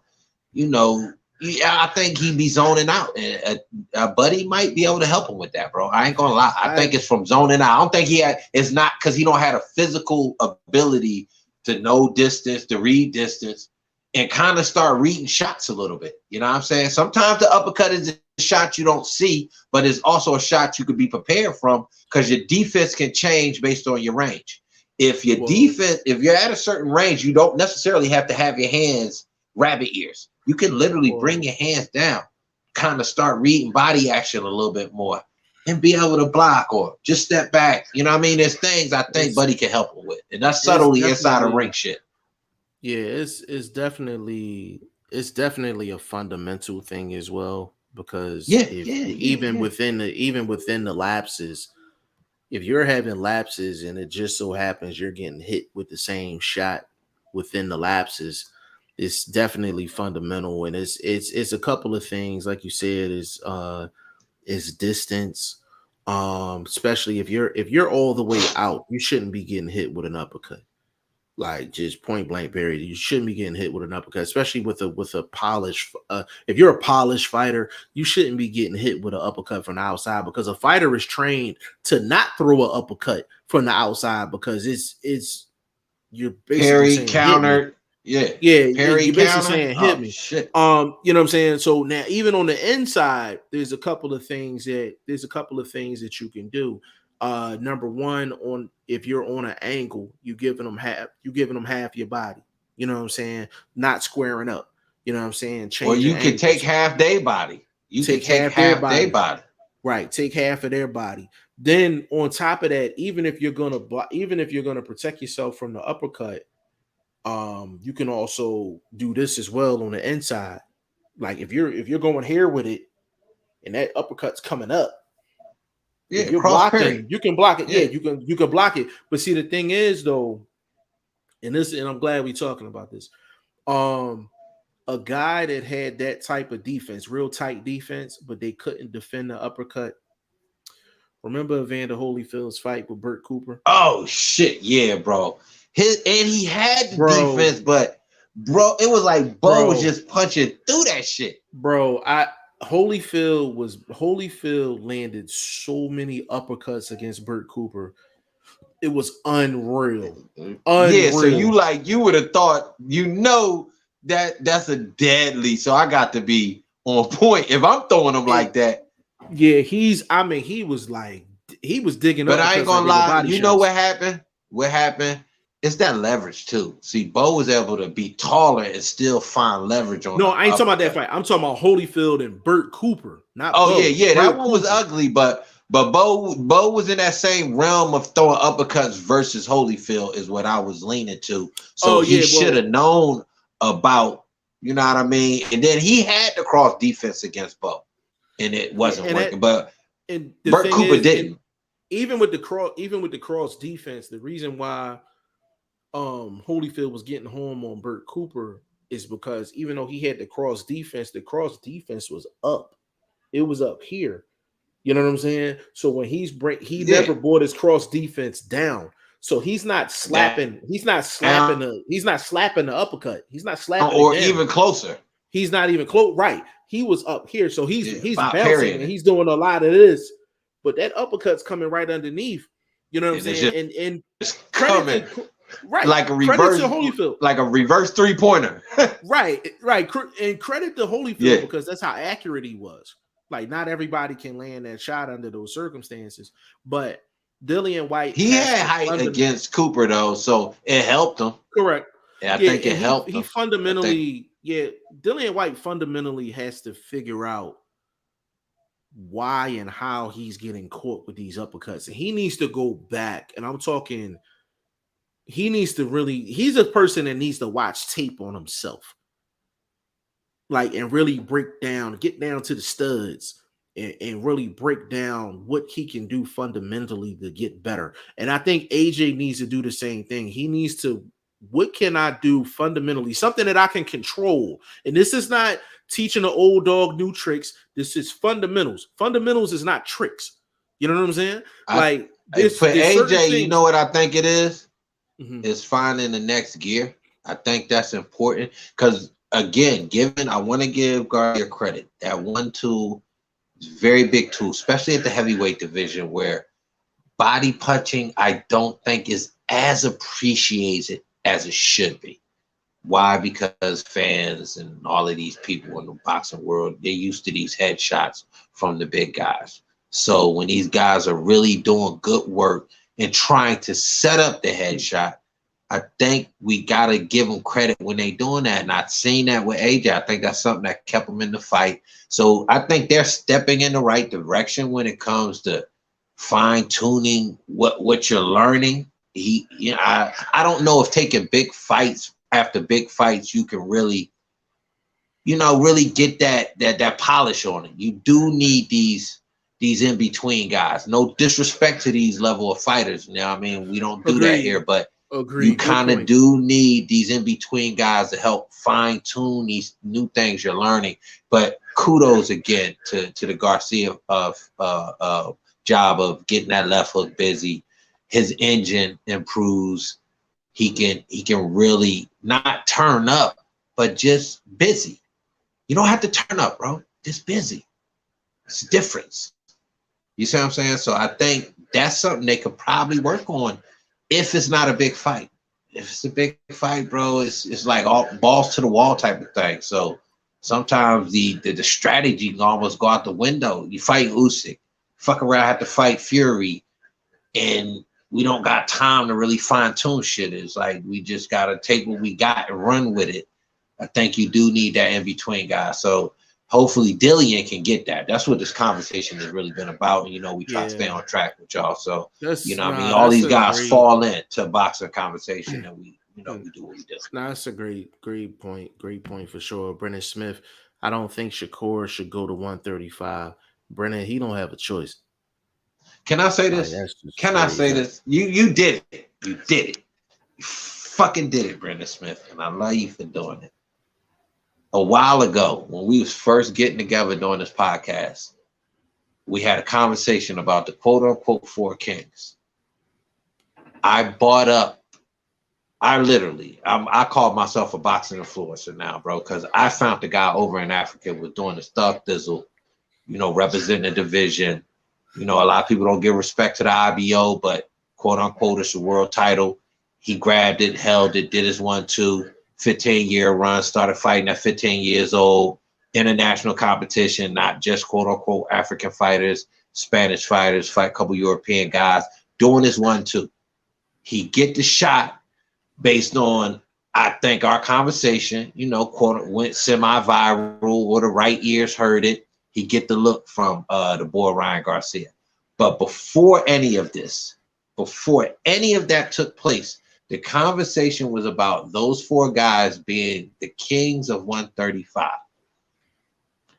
The conversation led to me saying, kings have challengers. I don't think these guys have fought a worthy challenger to be labeled a true king yet. And these guys took it as me saying, Emmanuel Tagu is a king. So I ask all the time, and it's going to be part of my repertoire. Please don't take my words out of context. Please don't, bro, and be trying to make no memes of me and all of that. I don't get busy like that. Just don't do that, bro. So what I'm saying is, I said, that's a guy you can gauge one of these, quote, princes. I'm going to just say prince because only king is Devin Haney. So these dudes is princes now. And that's no cap. That's no cap. The Tank, I know Tank a monster, but he's no prince. I mean, he's a prince at this current moment. So back then they were the king. So that's what it was. So the conversation was me bringing up a guy that, to me, his resume was it was eligible for a look. Like, dudes would say, "Oh, how you say he was a king?" I'm like, bro, I never said that. They went bonkers on Twitter, getting likes, retweeting. I mean, this is man, that's boo-boo, bro. Stop doing that. So please, I ask people, listen to the gist of things I say, because it's facts, it's game. We get an understanding amongst us because we just talking boxing, bro. So don't take things out of context and run with it. And certain people know what they do, and I just appreciate it if they don't do it. You understand what I'm talking about? Fair enough, man. Fair enough, for sure. But back to the original conversation. Let me get back, because I get back on track. I bought the name up again for this situation, Emmanuel Tagu. Bought up for this reason. This is a boxer.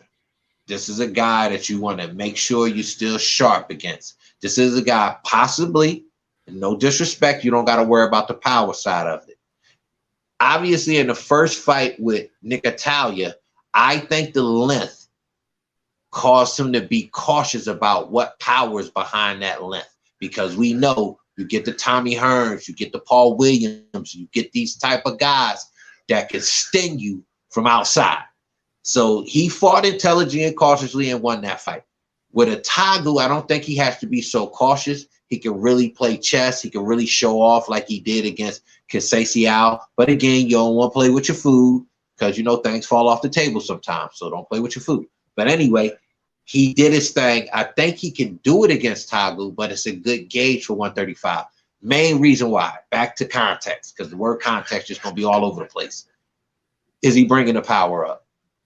That's all. To me, it's a good fighter to gauge. See if your timing is there at a new weight. See if your condition is there at a new weight. Because Tagu going to take you 12. We just seen him go 12 with a middleweight. We just seen him go 12 with a middleweight. So Tagu going to take you 12 so we can check your conditioning. It's a lot of context to me bringing up Emmanuel Tagu as a possible opponent. There's no ties to any other quote-unquote big networks where it's all this negotiation. It's not a real major fight. So it's a possible fight to, put together real quick, you know what I mean? And make sure he's on the right path stepping into 135. And that's respect to my guy. That's my guy's a gauger. So, I ain't heard from my guy. I still fuck with him on IG, but hope he get back over here, passport game right and everything like that. I know he went home and balled out. He got a little hate back then after he took that fight, you know what I'm saying? But that, they got to work that out on their side. So I don't got no 1-2 on that particularly, but that just was the news after the fact. People don't think he did his best. I think he did his best. You were fighting a freaking middleweight. Well, and the thing is, it's like, when it comes down to it, like everybody has their opinion on things and things like that. And I think, number one, you definitely got to keep it gentleman-like, you know what I'm saying? In these boxing streets, and you don't get a lot of that. You can not see things out, like exactly the way another person sees it. But the true definition of boxing minds coming together is more times than not, you're going to end up on the same side of the street. Like, you know what I'm saying? Right like in the there's middle. going to be or right in the middle. Like there's going to be some type of understanding. Like even with that situation, like Tagu is definitely a name to consider. Me personally, I would like to see him get back in the ring and get back in the win column, and then take that. But that's my personal opinion. But that's not to say that. No, I ain't gonna lie, Vlog's bro. opinion. I think he could win that fight. I think, and that again, that's a dude you know what I'm saying, had his name in the streets, kicking around like a soccer ball. So check it out. I do think he would lose that fight, and I cautiously say because I believe Shakur gonna bring some of that power with him. I think he'll be able to sit down a little bit more. You know what I'm saying? Like, because obviously weight puts some gravity on you, so I think he'll be able to sit down a little bit more. You know what I mean? He tried to do it against Valdez. He couldn't get the knockout though. He sat down in front of Valdez, but he just couldn't get the knockout. With a guy like Tagu, I don't think he'll get the knockout, but the work and with the weight help you get there and pace your power punches. Start being as crafty as you are. Smart fighter. I think he's showboating a little bit now. He got to slow down with that. Gotta be careful. We spoke about Floyd doing that, so we gotta speak about these real fighters doing that. Not that Floyd's not a real fighter. Y'all know what I mean. Active fighters. He got to be careful, showboat. Like I said, another quote of the day: don't play with your food. Don't play with your food. Handle your business. Get in, get out. We're speaking about that about Keyshawn. Is that style a little bit dangerous if you want to step up against proven guys or more proven guys? Because we don't want to discredit none of these dudes that they beaten. Some of them we can a little bit, but we try not to. So anyway, if you going up against a dude was 25-5 for Keyshawn.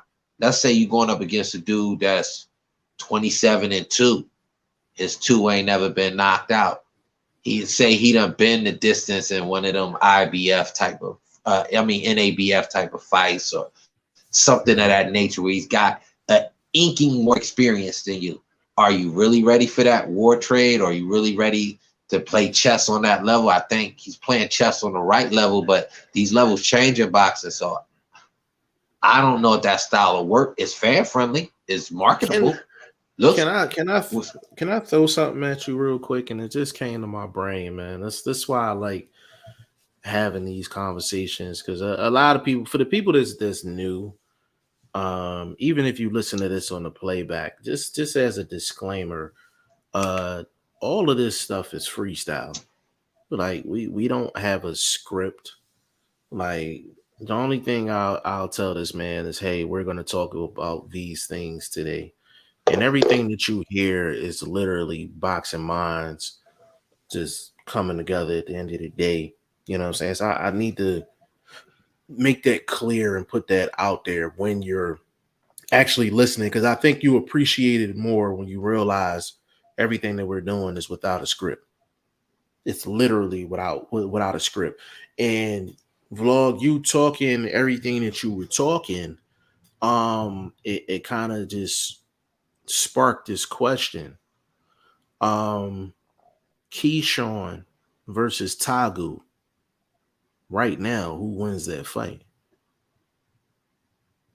It'll be a hard win for Keyshawn because it'll be tricky. No disrespect to the Latin fighters, last couple guys he's beat. They don't have the movement that a Tagu has. So I think it'll be a little bit more tricky. Could he get the KO? Possibility, but based on Ryan's size and what we know, power he brings to the fight, if Ryan couldn't get it, I don't say Keyshawn could get it, because Keyshawn's not the cleanest puncher.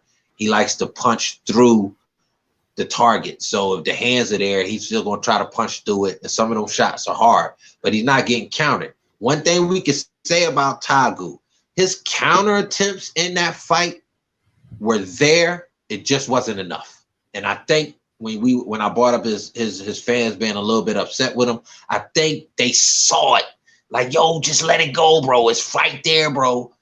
And it was a couple times. You know what I mean? He made Ryan flinch a little bit, like, oh shit, the hand there, but almost got clipped. Shit. You know what I'm saying? So he was slinging that left, but he didn't let it go enough. So I think people kind of was upset about that. Like, so that goes back to his effort. But again, getting back to Keyshawn and Tagu, I think it'll be a tricky fight. I think he'd have to, that'll fight that he can learn in. And these are fights you need if you talking about you, that guy, bro. You got to have guys that have some skill that you can prove your skill is better than. Like, knock out a dude that ain't been knocked out since he was 15 years old. Knock this dude out. Yeah, I know that was the initial topic. Like, you know, is Tagu a name for Shakur? I actually think is a better name for Keyshawn, because it's really going to answer questions. I agree. In regards to Keyshawn. Agree with that. Because Keyshawn, number one, like you said, like he hasn't been in there with the boxer that's going to move. So that's a great point. Number two, I'm gonna take Shane's point from yesterday. Shane said he feel like Keyshawn rushes, like he needs to catch a flight. That's how he fights.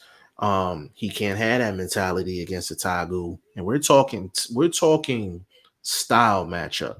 Okay, we're talking style matchup. So Keyshawn has to answer the same questions every other prospect has to answer.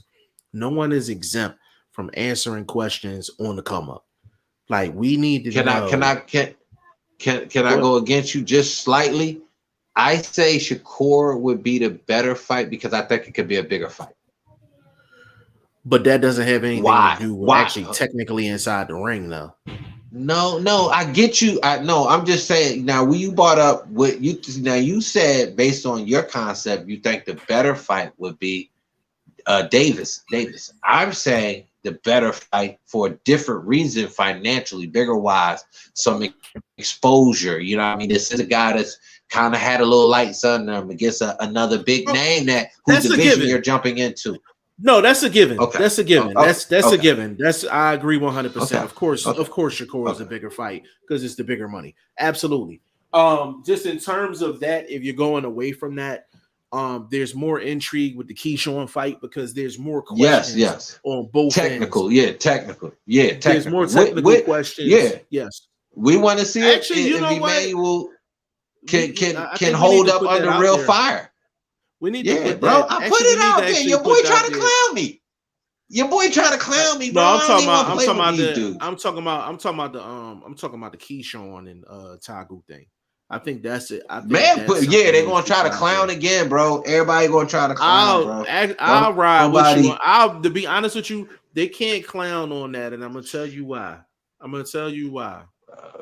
Because you take Keyshawn, he's 6-0, right? He just beat somebody that's 25-5.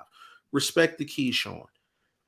The bottom line is, I'm like, you can't clown it because Tagu, regardless of what you think of Tagu will be like 31-2. Yeah, a lot of people a step up gauge wise in resume, wins and loss. So that's Keyshawn's. That would be Keyshawn's best opponent to date. So you can't clown it. That's number one. Amateur or anything. Number two, when you think about it, with the unfortunate thing with Tagu is that 95% of the people out here only seen Tagu one time, and that was the Ryan Garcia fight. So what I want to do, and this is not excuses. This is simply what was on the table at the time of the fight. Okay. The initial weight that it was supposed to go down that was raised by a couple of pounds. It was supposed to be a fight at 135. They raised it up to 139. There's obvious reasons behind that, and you've seen that fight night. You can definitely see that Ryan Garcia was definitely at least a junior middle. He was at least the junior middle in there.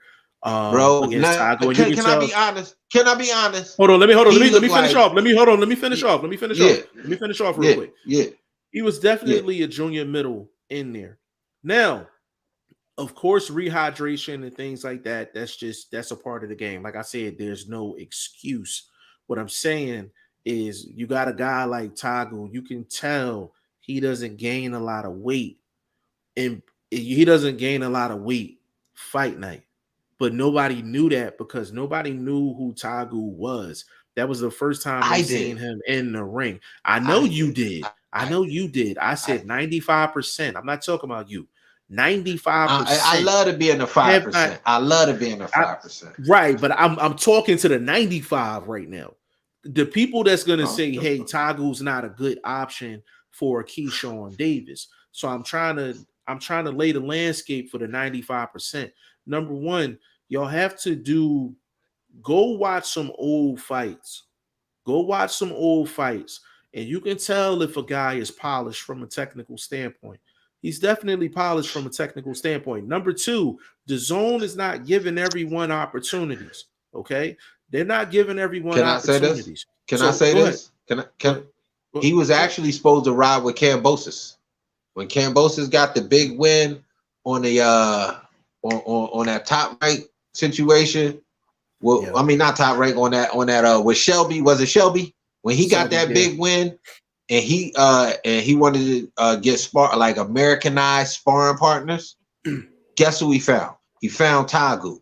Tagu was actually supposed to get a fight off of that connection to get some steam. So maybe he could have been on the undercard when your boy, got the title defense and all of that situation with Loma. Yeah. Never got the shine. So Jeff is correct when he says Dazan they real picky. They're real picky. They're not. That's all I can say. They're not.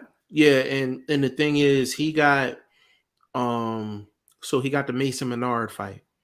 You know what I'm saying? To be honest with you, that's a better gauge of Emmanuel Tagu. Now, I'm not saying that Ryan Garcia wouldn't have did the same thing if it was at 135 and he didn't come in at junior middleweight. What I'm saying is that was the situation at that particular time. So if he was to fight a Keyshawn, it's more of a favorable matchup from a size perspective, from a technical perspective. Tagu is a really good boxer. He's a really good boxer. He's a good mover. He's polished. He doesn't do anything great, but he's solid pretty much in a lot of different areas. So as boxing, not only hardcores, but as guys that's kind of students of the game, when you have these ideas of fights and possible opponents and things like that, I think a lot of times what happens is guys aren't doing. We're in a microwave type society. We're in a microwave type society. They're looking for situations where if I tell you, hey, I got this fighter very few people are going to actually go and actually try to find fights and actually watch film, watch tape. You don't see that anymore. You understand what I'm saying? You don't see that anymore. So before, and this We is for the call it doing homework. 95%. We do homework. So we're talking, and I'm talking about the 95%. I'm talking about the 95%, not my hardcores, not my people that do their homework. I'm talking about the 95%. And this goes for not only Toggle, but anyone else. When you're a fighter that you know, a name is going into the ring with someone and you do not know the name, do your due diligence if you have the time and actually do your homework on a fighter before you pass judgment. Even if you don't have the time, you need to refer to people.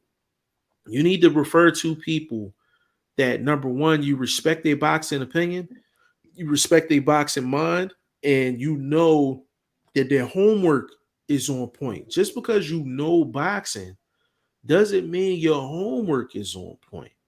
You understand? It's two different things. You know what I'm saying? Can I prove So I'm that just real saying. quick? Go ahead. Can I prove that real quick? They got a nice little fight card going down MTK Global Friday, right? And they got the young kid Muhammad Bilal Ali coming off you know, I would say ugly loss. You know what I mean? I don't think he stepped up and really, you know what I mean, wanted to just put the foot on the gas and step to this dude. But he lost a boxing match against another prospect. I believe it was shit, goddamn, it slipped in my mind. But he's a good slick boxer, not as awkward as a Prince Nassim, more traditional 1-2 slipping and moving type of thing, but no power. So he's in a situation where he's fighting a guy. If you look right off top of this guy record, 15, 57, and 5. And you just somebody that's like the 95% that just speaking of, and you like, oh man, I'm about to bet on old boy to knock him out. You don't do your homework. You don't understand this dude he fighting ain't been knocked out, but 9 times. If you check this dude resume, he got knocked out 9 times like 15 years ago, bro. This dude ain't been knocked out in a long time. So if you try to make $1, you lean to people like myself. You lean to I do my homework. I'm trying to tell you, that shit going the distance. The boy Ali, a nice slick boxer, but he ain't got no pop yet. He hasn't grew into his frame. So that's doing your homework. There you go. Yeah, and it's just, you know, when you're talking boxing, and there's a lot of people that, and I'm not tooting our own horn on this one. Like YSM says it all the time. Like when it comes down to like podcasts, I'm like, it gets no better than this one. Because we check all the boxes. We're gonna get our shine. We check all the boxes at the end of the day, and it's you can literally get every aspect of it in this podcast. So I'm like, number one, you get the education. Number two, you get the debates. Number three, you might get an argument or two. Number four, you're gonna get emotion. Number five, you're gonna get entertainment. Number six, you're gonna get life lessons out of this. So we check every single box when it comes down to it. I just need for people to, I feel like our job is to develop boxing minds into a better boxing mind. When you walk away from this podcast, you should feel like you're a better boxing mind than you did the day before. And that's what we represent at the end of the day. So I need for people to become more diligent when it comes down to actually your craft, because it's a craft. You watching boxing, it's a craft. You know what I'm saying? Yeah, a craft is a hobby. If you doing something, you want to be good at what you're doing, even if it's a hobby and you're not quote unquote earning money.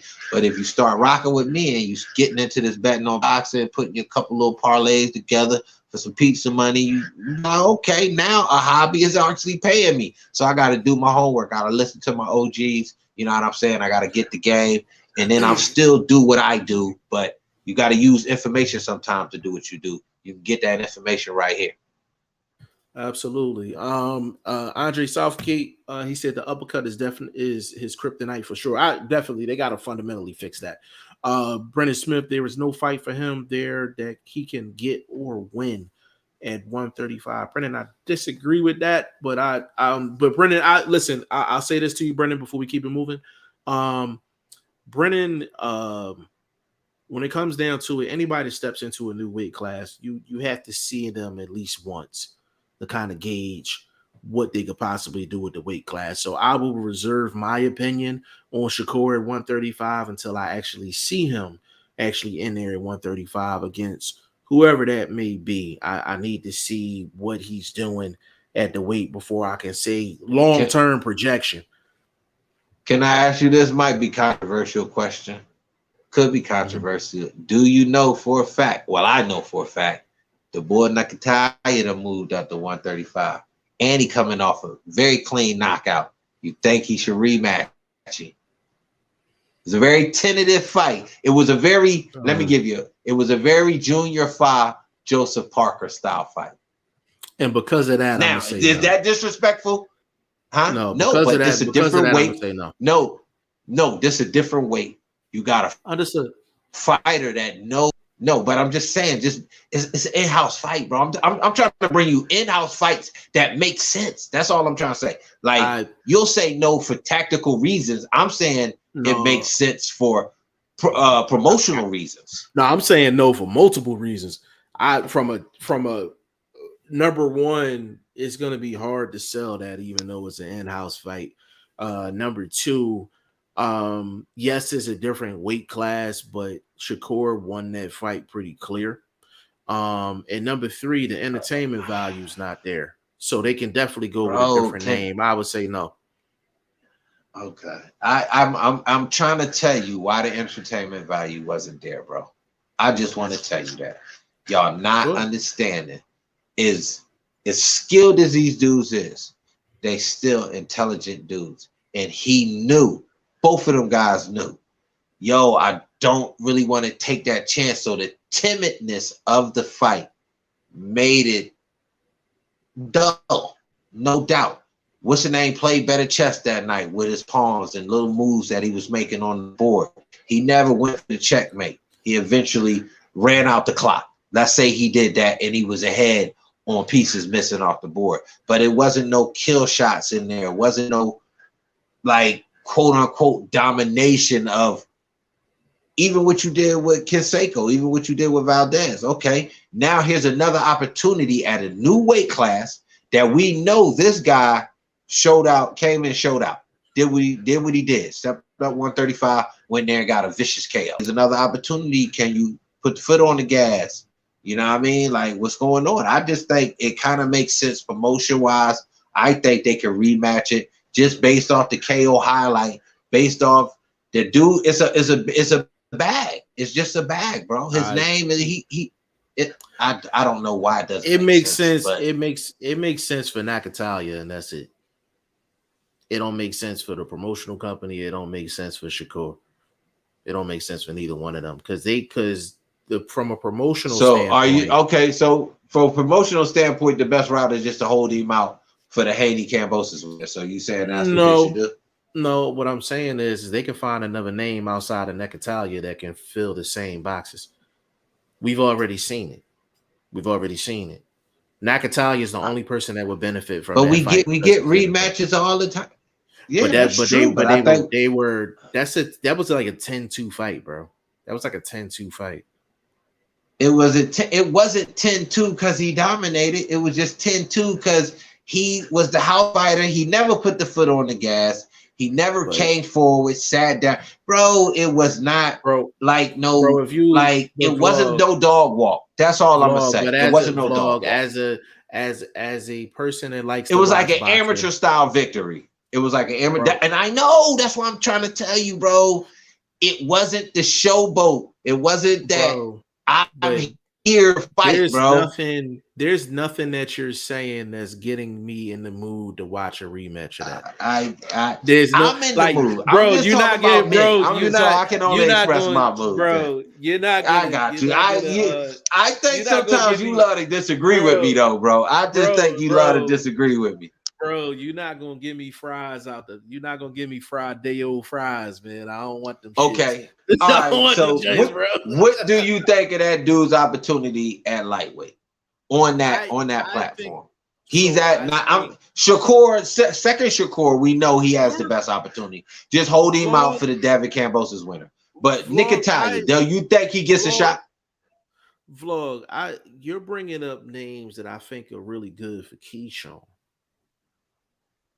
That's a shot. That's what I mean. Do you think he gets a shot? You said Shakur though. No, I said Shakur aside right now.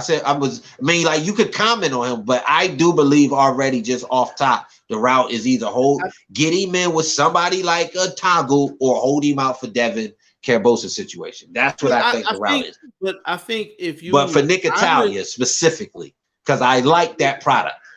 Right, but I seen that product against Shakur, and I'm like, I don't want to see it again.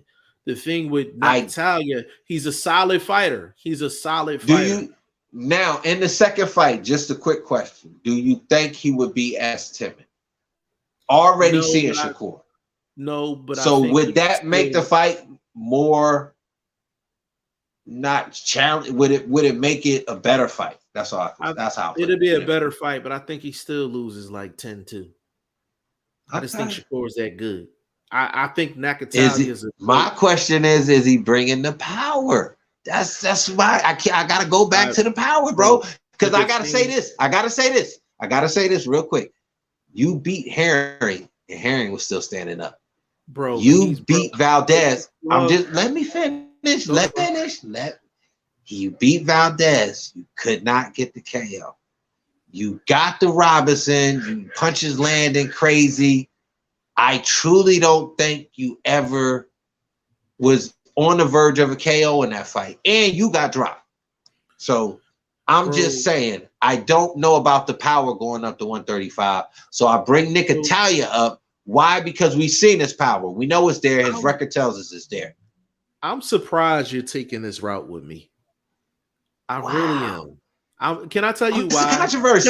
Because we're having a really good like show. I'm surprised you're taking this route with me, and I'm gonna tell you why. Because when one of your favorite guys is Devin Haney, right? And Devin Haney gets in the ring, and we question his power. But as boxing guys, we know when you step in the ring with Haney, you're gonna get your ass whipped. We can all agree on that, right? You're gonna get your ass whipped more than likely against Devin Haney. You may not end up stretched out on the ground, but you're gonna get your ass whipped. You're not going to the club after you fight Devin Haney. It's the same thing with Shakur. You go in the ring with Shakur, you're gonna get your ass whipped. You may not be face down on the ground, but it's the same. It's the same thing, bro. It's the same thing. Real quick. Go ahead. Is it the same thing at 135? That's real quick. Is it the same thing at 135? But the thing is, he's like, we don't know. Okay, that's why. But hold up. But peep game. That's why I bought you a name that, in my estimation, you didn't show me that much at 130 against. Now that guy changed the division, showed the folks something at the promotion, showed the fans something, which is some power. Are you bringing something up? Can you deal with that? Is that, you know what I mean? Like, is it a challenge? He's going to have to show me against somebody else. Nakatalia, I'm not. I can't talk you into it. I got you. Yeah, I got you. Trying. I can't. It ain't going to work today. If Nakatalia. So if Nakatalia, if you give me Nakatalia and Keyshawn, that's a good fight. You give me. Can we put that up? Can I tweet that right now? Absolutely. And I'm about so to tweet that shit we got right now. so Nakatalia and Keyshawn. That's a good fight.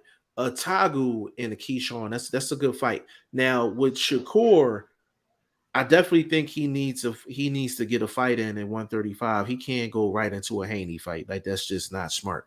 It's not What smart. can I say this? Oh, how about this? I'm gonna be Mr. Super duper controversial and probably get clowned, but it's in context of the conversation and it's hypothetical. What about Keyshawn versus what's the name? Tagu and Nicatalia versus Stevenson, all on the same card on the same night.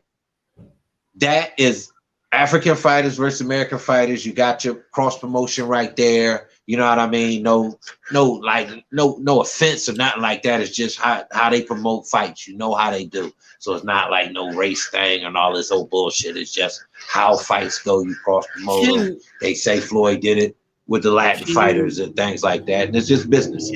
I think it'll work. I think it'll work. Okay. I would do this. I would slightly alter that. Give me Tagu and Keyshawn, and let's replace Nakatalia with, I'm trying to think. You're gonna make me retweet it because now we doing something different. So I'm gonna tweet it later though. Y'all check me out on Twitter, man. Boxing Vlog. I would say just anybody but Nakatalia. Anybody but why? What is it about Nakatalia you dislike? Because we did you see the comeback fight? Did you see the comeback fight? Yes, but it's still I seen the comeback fight. But the thing is, okay, it wasn't again like Shakur I already seen it. Like that's like you trying to. That's like hold on. But no, Shane, but I mean, vlog. This is like you trying to get me to like when Devin Haney fought Linares, right? Outside of that one shot Linares landed, like Haney dominated the fight. It's equivalent to you trying to repackage that and give it to me. That's you're trying to repackage that and give it to me. Yeah, that's equivalent to what it is. That's why, but you now, okay, we it's like I'm gonna bring a baseball analogy to it. I got some different pitches.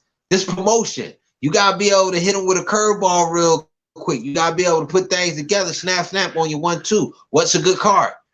Boom, here's a great card for you. It's action, low key, not a lot of money. You get both of your young stars on the same platform, same division, same time. But I just, bro, we're trying to repackage a 10-2 fight. I'm not down with any. No, I didn't know, but I switched it up, Jeff. I switched it up. I'm with you. I switched it up. That's why I said I switched it up. I said Nicatalia. I said Nicatalia versus Davis, and then Tagu versus Shakur. Why? I'm cool with that. No, I'm bringing some power. I'm cool with that. Yeah. I'm cool with that because it's two matches that I haven't seen. I'm cool with that. Yeah, there you go. There you go. That's now we there. We go. Yeah, all of this we finally got there. Right. There you go. And it's a marketable situation. I'm signing up for that. I'm cool with that. I'm perfectly cool with that because it checks all the boxes. That's to me, that's an ESPN card. That's a perfect ESPN card plus. To be honest with you, that's a solid card on ESPN. That's a solid card. That's the tweet. That's me. It's me, baby. I would tweet that out, baby. Tweet that out. Yeah, I'm supposed to tweet that out right now. I'm signing up for that. They don't be giving me no play, but I'm in some traction on Twitter. Southgate for sure. How you spell that dude name? I don't know how to spell that fool name. Just Google it. It. So what you do? Type in Shakur Stevenson box rec, and then it'll. Oh, I got you. Yeah. Southgate, he said for sure Hearn needs to do his homework. When he mentioned Canelo was fighting Bivol immediately, I knew it was going to be an uphill battle for Canelo. A lot of people wrote off Bivol. So Southgate, the problem with this, and he said great channel for sure, man. Appreciate that, Southgate. The thing about that, and this is why I was like, I question Canelo, Canelo's trainer, because he is his manager as well. Anybody that knows boxing knows that Bivol is the goddamn deal. And they took Eddie Hearn's advice, and they was like, yo, he didn't look his best against Craig Richards. I think we can take that. And they didn't do their homework. You know what I'm saying? But Southgate, you're correct though. Brennan said Shakur versus Loma. Brennan, I need to see Shakur at least one time at 135 before. It's not Brennan. Smart. It's not smart for. So Brennan, check this out. So it's not smart for Shakur, and I'm talking Shakur. Okay, I'm not talking other fighters. I'm talking Shakur. Shakur needs to fight someone at 135 before he jumps into the ring with Haney, Loma, or any other top 5 dude at 135. It's just smart. Get your feet wet. Get your feet wet at 135. If he takes a tune-up fight and he looks good, then I'm fine with it. Southgate says Shakur needs a look it up for me, Jeff. I can't, bro. Okay, hold on. I got you. I got you. Hold on real quick. I got you. Hold on. I got you. Hold on. Shakur Stevenson. Yeah, that's a hell of a fight card, bro. I'm good at this shit, bro. I ain't even realize how good I am with this shit, bro. It's NAKA. NA. Damn, I'm NAKA. Yeah, NAKA TILA. Yeah. NAKATHILA. Yes. Yep. Got you, my dude. Appreciate you. Yeah, no problem. And Southgate said that's a good card for sure. That's a solid card, bro. Like that's a solid card all across the board, I think. And they can put it back. Can I get my props? Thumbs up, please, fellas, please. We struggled a little bit to get there. He was trying to feed me some other shit, but he flipped it around and got it right. You know what I'm saying? Big shout out to BoxingFirstVlog. Nah, but listen, hold up. Listen. If they end up running with that card, yo, throw my man a bag, yo. Throw my man a little bag, man. A little something, yeah, man. A little sneaker money or something, man. You know, I ask for too much enough. Little sneaker box money, you know what I'm saying? But that's what I'm saying. Like a lot of times people be watching and it just I'm just like, yo, because I'm like, listen, if someone drops some information on me and I end up using it, like I'm gonna get a credit where the credit is due. You know what I'm saying? I'm gonna get a credit where the credit is due, man. And that's the gentleman thing to do, especially in this media thing. Like it's a gentleman thing to do for sure. You know, because so many people steal information and they be like, quote unquote sources. No, like I'm gonna literally tell you where I got it from. I'm like, if Dub drops some information that's correct, then we gonna give him the credit where credit is due. If we drop something, we need that. Like, you know what I'm saying? We need that credit. Brennan Smith, I wish this could happen, Brennan, but it's not gonna happen. Shakur versus Pitbull. I wish that would be a great fight. That'd be a great fight. You know what? I'm gonna be honest. That'd be a terrible fight. Why? Shakur bro, you just tried to sell me on Nakatalia and Shakur, bro. Because of the danger of the fight, bro. You didn't understand. You didn't really feel that fight was tricky for each dude, and they were so cautious, timid, these other words that you can use, that it didn't come off as a excellent boxing match, a firefight, no danger, because neither guy wanted to really create the danger. You see what I'm saying? Shakur did not step on the gas. Bro. He was throwing jabs to the body, trying to keep his distance on some Floyd Mayweather shit. Smart. Bro. Shakur and Pitbull Cruz, bro. I'm about to go to you back to why Shakur and Pitbull Cruz, because I think he'll make Cruz miss so much, and then he would not stand in the pocket and be like, yo, I'm about to get off. He'll be trying to hit so much from the outside. I don't believe we'll see kill shots. We'll see, you know what I mean? That good work.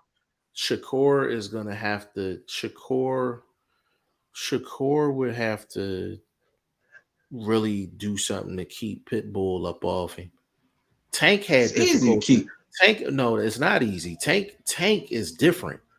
Tank showed his boxing ability against Pitbull Cruz. Outside of Tank, no one's been able to keep. Pitbull's been able to get into everybody's chest, but Tank's. Bro, am I lying? Bro, but we just but I'm not discrediting Pitbull. I'm trying to go say, well, you bought in boxing. I'm thinking this dude is one of the best boxers on the planet currently, based on pure skills. Take the power out of it. Pure skills. He is Shakur Stevenson, one of the best boxers on the planet. I think the fight would be so offset because of how different their skills are. You see what I'm saying? Like, no, I agree, but from a style boxer puncher fights, that's what I'm saying. Boxer puncher fights can be unfriendly because nobody can really land. But you know what I'm saying? Obviously, the Shakur, but with Shakur, bro, it takes a guy with Shakur type skill set. They get the most trouble out of guys that fight like Pitbull. Just in history. But can I say this? And again, bring it up, Nick Italia. Or guys that you're unsure about based on what they do. So he was unsure that night. He wasn't out there looking like it was Valdez in front of him. That's all I can keep saying. So with the Cruz situation, would he be unsure? Would he really sit down? It's 135. This a dog. Do I want to get in here and trade? Like, how good of a fight you think it'll be? Based on those factors. It'd be a really good fight. I can tell you this, it'd be way better than that Nakatalia fight. I'll tell you that much. Because the thing is, I put the tweet out. Now you acting like you don't want to support the tweet. No, I'm saying no. You said no. You put a tweet out. Nakatalia, I know. Jeff, I'm fucking with you, Jeff. But Brennan, at the end of the day, Brennan, like that fight's not going to happen. That fight's not going to happen. Pitbull is going to. We've been disagreeing today, though. We've been disagreeing today. I don't like the fight. But see, that's what I'm saying. Like you take like Shakur wins the fight. I'm gonna entertain it. Shakur wins the fight. Like Pitbull is gonna get. Pitbull's not gonna beat anyone that's A level. He's not gonna beat anyone that's A level. Shakur. Can I say this? A level. Can I say this in defense of that? You saying that? Well, again, we keep being on opposite sides. I think Cruz could muddy the waters enough against an unproven lightweight, as far as power wise, dog for dog, against outside of guys he know he can outbox. So at those times he realized he got outbox these guys, he sat down. He played with his food. He did his 1-2. Great. This is another breed of that class of fighters, good boxers. This is the next class of good boxers. But he just happened to be a dog with that old school puncher style, come forward, maul and brawl. Are you going to look clean? Are you going to look powerful like this? I don't know if that's a good fight for him. And I think for those reasons, Pitbull has an opportunity to win. Second of all, it would be on his platform because I think PBC is bigger than Top Rank. You know what I mean? I just think so. Even though they do use the same dispatching platforms as far as Walt Disney, PBC is associated with that, Fox, all of that, and that's all owned by Walt Disney. So it's just interesting why I still think one is bigger than the other. It's crazy. I mean, it's definitely a competitive fight. I think it'll end up similar to how Tank Pitbull was. I think messy. I see messy. But the thing is, the thing is, like Shakur would basically do what Tank did. Like it's an 8-4 fight. It's an 8-4 fight. You know. I don't know if Shakur. That's my thing. I don't know if Shakur's sting is where it count on the card when you're popping a guy like. I think it's like a Broner. Like I see him fighting like Broner. Don't. Context, please. Context, sir. Please, context. You ain't give me enough to give context. You haven't given me enough yet. What? Yeah, you hell know me before I could give context to bringing up Broner's name. His style, when he knows, okay, I'm the boxer in this fight. I got a guy that's gonna try to come punch me. Does that style, that defensive role, pot shots, you know what I mean? Try to, you know what I mean, just keep him off you to a certain. Does that messy style really add Shakur on a scorecard? If it's not the clean, effective punching. So this is that's the key in boxing. So this is why I said the context is out the window in that scenario. Reason why I said Broner is a bad example is because Broner don't throw no shots. Shakur's not only going to throw shots, but he's whipping people's ass, bro. He's whipping people's ass, bro. But bro, again, see, I'm not denying that. I agree with that. Didn't I run off a quick 3-name list? He did a stuff thizzle, no doubt. But this beast that we mentioned via Brendan Smith, salute to you, my dude. I appreciate you being in the chat. Hit that like, subscribe, go to my channel, hit the like and all of that. You know, I need all that traction. Anyway, great fight, hypothetical wise. We know it won't happen. It's just a mismatch. I don't even think the distribution to do that. And that's being whoever runs that Walt Disney. Yeah, anyway, it's not happening. I just think my thing when I'm saying Broner, I mean the style. I don't mean his output. I don't mean him as a fighter. I have to give you a picture of the style. We know him most for that specific style that you would pretty much have to fight as a boxer to fight Cruz. You're not going to stay on the outside too long. That'll only work. At some point, he's going to get close. You're going to have to shell up. You're going to have to do your shoulder roll. You're going to have to try to dip, throw some up to the body, try to spin him off. You're going to be doing a lot of other things that might, quote unquote, not be effective punching, while the other guy is, quote unquote, which they judge who's making the fight. That would be Cruz coming forward with a messy fight, more edge Cruz. That's why I think it's a little bit closer than just the 8-4. I think Cruz could make it a messier fight. In giving Tank the edge in his fight, his power was able to get the attention of the judges. We saw it. I don't know if Shakur is going to have that sting. But Tank's power didn't win him that fight. His counter shots did. And that's countering. Yeah, but his boxing won him that fight. Not his power. But his boxing won him that fight. The reason why I think, go ahead, bro. Yeah, just a question where you're explaining to add to help you with your explanation. Wasn't it the boxing via power punch counter shots? Yes, a lot of singles. Yeah, it was a lot of singles, but they were effective landed punches. That's what I said, bro. But bro, when you say pop, bro, Tank Tank didn't hurt Pitbull at any time during that fight. He landed effective shots, bro. But you said, but bro, hold on. But you bring up, hold on. You always talking about context. And I know who you're talking about. This me though. This me.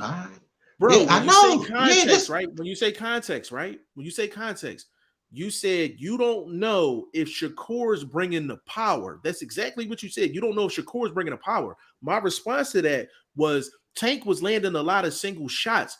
He was landing effective single shots. He was landing the more effective shots. He was landing the more shots. Question to fit, not to cut you, in context. Can Shakur Stevenson do the same thing with that defensive style, counterpunch, I don't think his shots are going to be the same against Cruz. No, I just don't. That's my point. That's my point, bro. That's my point. Tank is more powerful than Pitbull Cruz. I mean, Tank is more powerful than Shakur. Tank couldn't. That's my point, bro. Let me finish, bro. Let me finish. Go ahead. Tank is more powerful than Shakur. Tank landed clean shots on Pitbull, and he was not hurt at no point during the fight. So take the power out of it. Hold on. Let me finish. Let me finish. Take the power out of it. So now you're asking, can Shakur do what Tank did to win that fight? Yes, he can, because actually Shakur is more polished as a boxer than Tank is. He's more of a polished boxer than Tank is. Bro, you gotta take the power out of it. You gotta take the power out of it. Okay, I get you, bro. There's other aspects that I don't think we're giving credit for, bro. There is also a thing called strength. There's also a thing called those shots, those Colbert type of shots being effective. Did it do something? Like, okay, it landed. If dude walking you down is is not the same. At least Tank's shots were strong enough to offset more, to get just Cruz offline, not just be as clean with the maul. I don't believe that Shakur is quote unquote physically strong enough to be able to really counter with power. Again, get back to the word power, to help offset the line that Cruz will be on in his direction. His ability to move will, but throwing the shot that you still need to land score, it's about scoring. It's not just about movement. That'll look good for a round or so. They might give you a defensive round here or there, but to win the fight just 8-4, I don't think he's as strong as Tank. And I got to go back to power, and the landed shots got to be effectively strong. They don't have to be KO shots. Shakur have a field day with him. Okay. Shakur have a field day with him. But I think Tank would have had more of a field day if he didn't hurt his hand. If he didn't hurt his hand. So Shakur not gonna hurt his hand coming up and weight. Ain't never punched a 135er. Bro, you can hurt your hand at any time. It has nothing to do with the weight. Know, if you landed on the top of somebody's head, that's a hand. Excuse me, Jeff, it does have something to do with the weight, because we're talking about a 130. Just tip it in this conversation back to the word context. This is a 130 guy going up the fight. You throw the context out there. It's a two-way street, bro. It's a two-way street. It ain't a one-way street, bro. Just because you go up 5 pounds in this conversation about injury. No, but it increases the. Let me finish. It increases the possibility of a hand injury going up against the same dude that helped cause the hand injury against a guy that punches harder than you do. But so did you see how Tank hurt his hand though? Did you see how he hurt his hand? It had nothing to do with the weight. I know. I'm just that he threw and where he and you keep saying weight when you talking about two guys that are already at that weight. I bought in a guy that, bro. You mentioned weight, but you won't let me finish, please, Jeff. I bought in a guy that technically is. I bought in a guy that's not at that weight yet. Is Shakur at 135? Right, but I also asked you, is he at 135, Jeff? No, is he at 130? That's my point. I asked you, bro. Context goes both ways. We got to volleyball this. I asked you, but you didn't answer my question. You didn't answer my question. What was your question? I said, what was the shot that Tank landed that didn't land? He didn't land the shot. That shot that he landed that hurt his hand. Did you see the shot? My point being, because I can, bro, you're not answering my question. Okay, Jeff. Well, what? No, I don't remember off top the exact shot in my head at this moment. You can do that, but that's not going to change my context. Yes, you can do that, but it's not going to change the context. Let me do that. Which you never let me get to. So go ahead, bro. Yeah, bro. I've been letting you go the whole show, bro. Listen, I'm just telling you. I'm not saying nothing, Jeff. I'm not arguing with you. Go. He threw a counter uppercut, right? He threw a counter uppercut that landed on Pitbull Cruz's arm, and his hand twisted. That's how he hurt his hand. The point I'm trying to tell you is Tank, the reason why he hurt his hand, it has nothing to do with weight or anything like that. At the end of the day, he landed an awkward shot that fucked his hand up. It was an angle in which he threw the shot and he hurt his hand. It had nothing to do with the weight class, or anything like that. That's all I wanted to say. And are you finished? Now can I? Mm-hmm. Go ahead. That is in context to two gentlemen that are already at that weight division. I bought an accident, I bought in a guy in that conversation that is possible to have the same accident. Why? Because he's fighting a rugged dude that might just be hard body-wise. So if I hit him in the wrong spot, am I subject to that? I'm coming up to a new division. Do I need to be trying to work on my power? These are a lot of questions that make the fight, back to the original discussion, a closer fight in my estimation. So you brought up a hand injury from a harder puncher. Is Shakur going to punch as hard? So will those softer shots be effective? Take the word power out. So obviously you got to be softer shots so you don't hurt your hand. I'm asking questions. I'm about to answer it, bro. So in context, what you saying? Pitbull beat Shakur in context. Is that what you saying? No, I just said it'll make it. No, I said no. I didn't tiptoe. I said I think it'll be a closer fight. That's all I said. So we bought all the other things that to me still added to my argument, which you don't think they did. I still think they do, like the injury to Tank. I think that matters. Tank is a harder puncher. We're not too far apart because I said 8-4. You said a closer fight. There's only one other round before it's a draw. We're not far off. I could say I see a 7-6. Something like that, Cruz. I can see 13. A close, gritty fight. I mean not 7, but I mean I can see it. Yeah, I can see a 7-5 Cruz. You know what I mean? So something like that. I said 7-6. I don't know what I think. Yeah, I can see Cruz winning the fight. Okay. No, fair enough. If you feel like Cruz can win that fight 7-5, that's respectable. That's respectable. That's respectable. Because you remember you at 135 yet. I respect that. I respect that. That's what I was trying to get to, bro. Like I thought some of the things we discussed like you said to this point, it helped me. I thought it helped me. But you said you see the fight closer. Yeah, like, I never said it was a Whyte. No, I never said Cruz was going to dog walk him or not. No, we're on the same page. I said that's a competitive fight. It's a competitive fight. Oh, no doubt. I definitely think it can be won by Cruz, though. I gotta add that. I think it can be won by Cruz. Brennan, because you started all this shit. Pitbull could win that fight.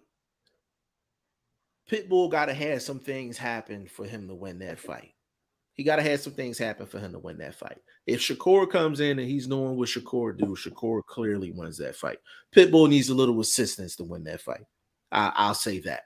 He needs a little bit of assistance. But I like the fight, though. I know Vlog don't like the fight, but he just gave me a 10-minute explanation on how that fight could be interesting.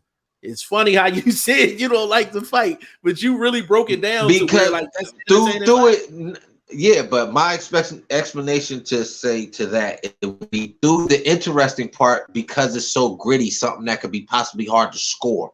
That's why I said I don't like it. Like if it's so hard to score for me, it could take a little steam off of it in my estimation as just being a fan of boxing. So I kind of initially reacted that way because of that. Because I did think it was a close fight.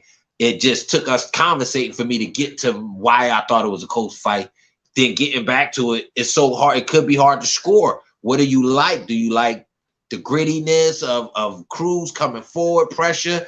Do you like what slickness we able to get out of Shakur at a new weight? Will he still have this bob and weave game? Blah, blah, blah. So we got to find that out. And power again, Jeff wanted to take power out. But I still think Shakur has to punch hard to let his opponent know he's in this fight. You see what I'm saying? So I think I don't know if the pot shot can carry you through so easy. Not 8-4 carry you through. I don't think the pot shot style can 8-4 you. And I'm not trying to take it away. I only said that in regards to the actual hand injury issue. Like the shot that Tank tried to land, that counter uppercut, he brings it from left field. And Shakur really don't his target type shots. Yeah, he really don't throw them type shots. I actually retweeted your tweet. I'm actually getting ready to right now. Appreciate you. I appreciate the support. Let me get that versus. Yo, that's an excellent card, bro. I don't even do this shit for a living. But I'm great at it. I'm gonna put in Newark because it's gonna make the money make sense. In Newark, but hold on, who is the other boy? Keyshawn? Yeah, I guess Virginia not far. Yeah, it makes sense. It makes sense. No, AC. You know, Top Rank do their thing in AC. That's a good choice too. That's a good choice too. Yeah, Top Rank do their thing in AC. But the thing is, though, right? You know, I'ma say Newark first because they did 10K. They did 10K in the building. AC don't have a 10K venue. But they're gonna get that. They're gonna bring that casino money though. They're gonna bring that casino money. Yeah, and weather-wise, you definitely gotta have something nice size indoors because it's not like you could do like some outdoor joint because that's a fight you could literally put on in the next 3 to 4 months. Easy. Obviously, the weather will be a little different. Yeah, I'm gonna piggyback. I'm actually gonna piggyback off that because I think that's a really good. I'm gonna post it. I retweeted it on Twitter. Um, I retweeted it on Twitter. So definitely go follow Boxing First Vlog on Twitter, and that's Boxing First spelled Vlog. out and Vlog No, VLOG. but on Twitter, just hit me up on Boxing Vlog. It'll pop up. It won't Yeah. usually pop up if you go So through the whole Boxing Vlog. So just Boxing Vlog on yeah, Twitter. Use the number 1 on Instagram for the word, yeah. and then on obviously I'm YouTube. gonna So it's simple, yeah. bro. So I'm gonna Y'all been create a rocking with us whole long enough.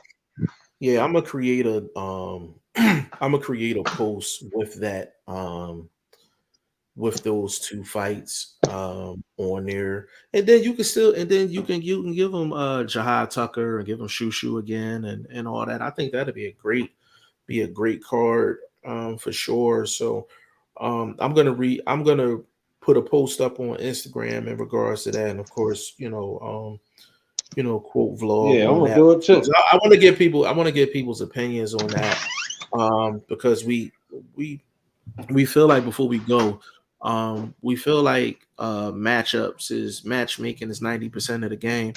You know what I'm saying? Making fights that make sense at the right time. That's the key. Make sense, right time.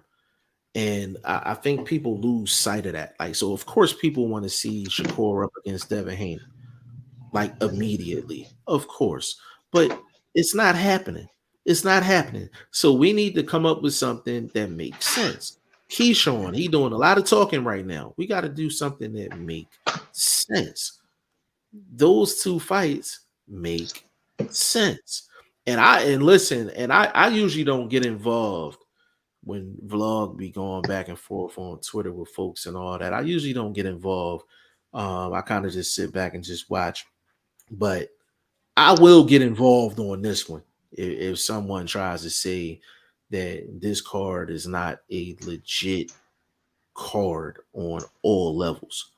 I will be responding to people on this one. So I need for people to watch. Like if you're gonna disagree with this one, come with a clean explanation as to why. And realistic, clean and realistic. Come up with a clean and Can I be realistic. honest with you, bro?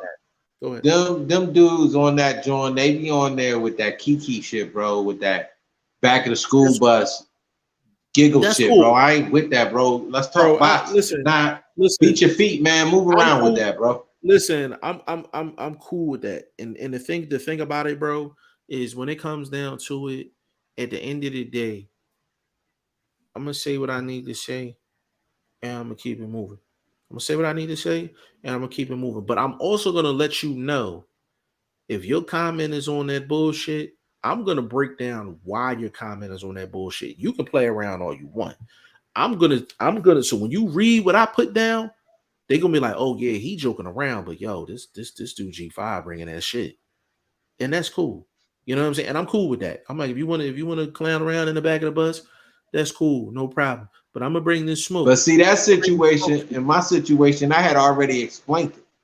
Like people would have had to go back to our channels for over a year because we had that conversation over a year ago, and he brought it up in this current scenario as if you ain't used it out of context. So that's my point when you trying to interact, just talking boxing. Say, hey, we sat here for almost 3 hours talking boxing. We disagreed a little bit, but it was never disrespectfully disagreeing. It was honestly having a different point of view, almost meeting in the middle, damn near through the whole show.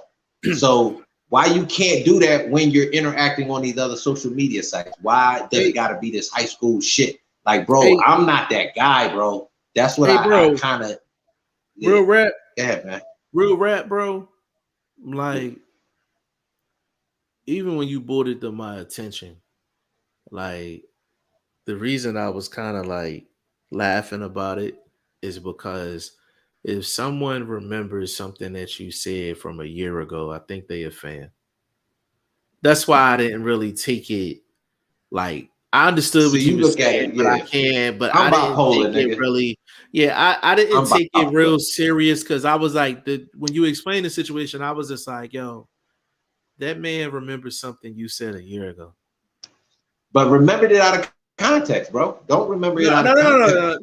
No. But the thing, no, I understand that. The thing is, though, he quoted something you said a year ago. You're not quoting something someone says a year ago if you're not locked in with that person. So at the very least, he's locked in. He's locked in. To you, he's locked in. You know what I'm saying? Like he's like, so that's how I took it. That's how I took it, and I was just like, yo. Well, you just like, gave me some game. Yeah, but the thing is, bro, the thing about it, I was just like, yo, people, whether they agreeing with you or disagreeing with you, they're gonna show you whether they're a fan or not. They're gonna show you whether they appreciate what you do. And it was crazy because I was watching the Steve Harvey show, right? I don't know why. It was like 2 a.m. I'm watching like the Steve Harvey show and shit. So the girl Regina was like, yo, Steve, you got some tired ass lines. And she brought up a line, like some player line that he said, like, yo, I'm something about wrapping you up in your warm brown eyes and some shit like that. So she was like, basically, like the line was whack. She was like, if your Mac was a horse, they'll shoot it. And Steve's response was this. He was like, yo, and I don't care what you say about my player lines. He was like, that line you just said, I know you liked it because you remembered it. So when you was talking about that whole situation, I was like, that came to mind. That came to mind, and I was just like, yo, he remembered that from a year ago. And you got to, and we're talking about, and of course, we ain't put no names out there, whatever. The thing about it is, this whole thing is information. So the fact that he even remembered that, I look at that, I was just like, I'm sitting up here, I'm like, damn, I was like, big bro, he kind of don't see it, but I was just like, yo, he really. I'm bipolar, man. He really, but I'm like, bro, but listen, I was like, yo, he gave him a hell of a compliment within the smoke. I was like, he gave you a hell of a compliment within the smoke. There's shit from a year ago that I don't remember that you said, and we talk every day. So it kind of goes to show that people be locked in different ways. So I look at it, I'm like, yo, like he's locked in, but he brings something to the table that we don't bring, right? And then we bring something to the table that he don't bring. So it's like, so when we come together, like it meshes well. Like, you know what I'm saying? Like it meshes well at the end of the day. But if you really look at it, bro, he gave you the ultimate compliment within the smoke. Okay. And I don't even think he realized that he did it. I don't even think that he realized, because when I read it, I was just like, damn, I was just like, yo, like, I was like, that conversation happened a long ass time ago. Almost 2 years ago. Oh yeah, that was like that happened a long time ago. And I was just like, yo, and I was just like, and sometimes, bro, some people do deserve to smoke, and some comments do deserve to smoke. And I was sitting up here and I'm like, yo, that's one hell of a compliment, yo. Like, without saying, like, yo, I really fuck with you. Like, that was like the ultimate compliment to me. And I was just like, yo, like, so a lot of these dudes do be clowning a lot. But what we're gonna do, we don't run from no smoke. We don't run from no smoke. You can approach shit however you want to approach it. But if you talking boxing with us, you need to bring, you need to bring that smoke, like, for real. Like, you need to bring that smoke, bro. So we're gonna put, I killed him.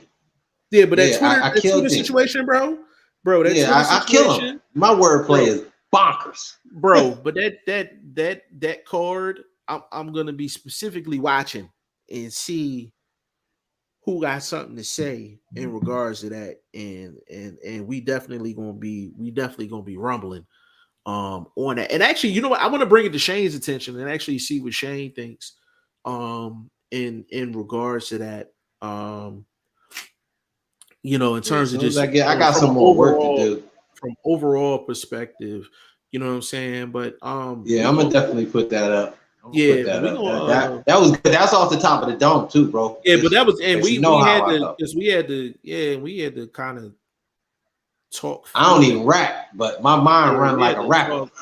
We had to I'm kind of telling talk you. our way through that because it went from Nakatalia and Shakur, and I'm like, no, I don't want them reheated fries. I'm cool, and then it just flipped it. It was you like, yo, you like, just gonna stay on that one. I got yeah, you. I got but you. you got, but I listen, got you. but it got to a better situation though. Like at the end of the day, like it got to a better situation. So we came up, basically, you came up with a whole card that makes sense.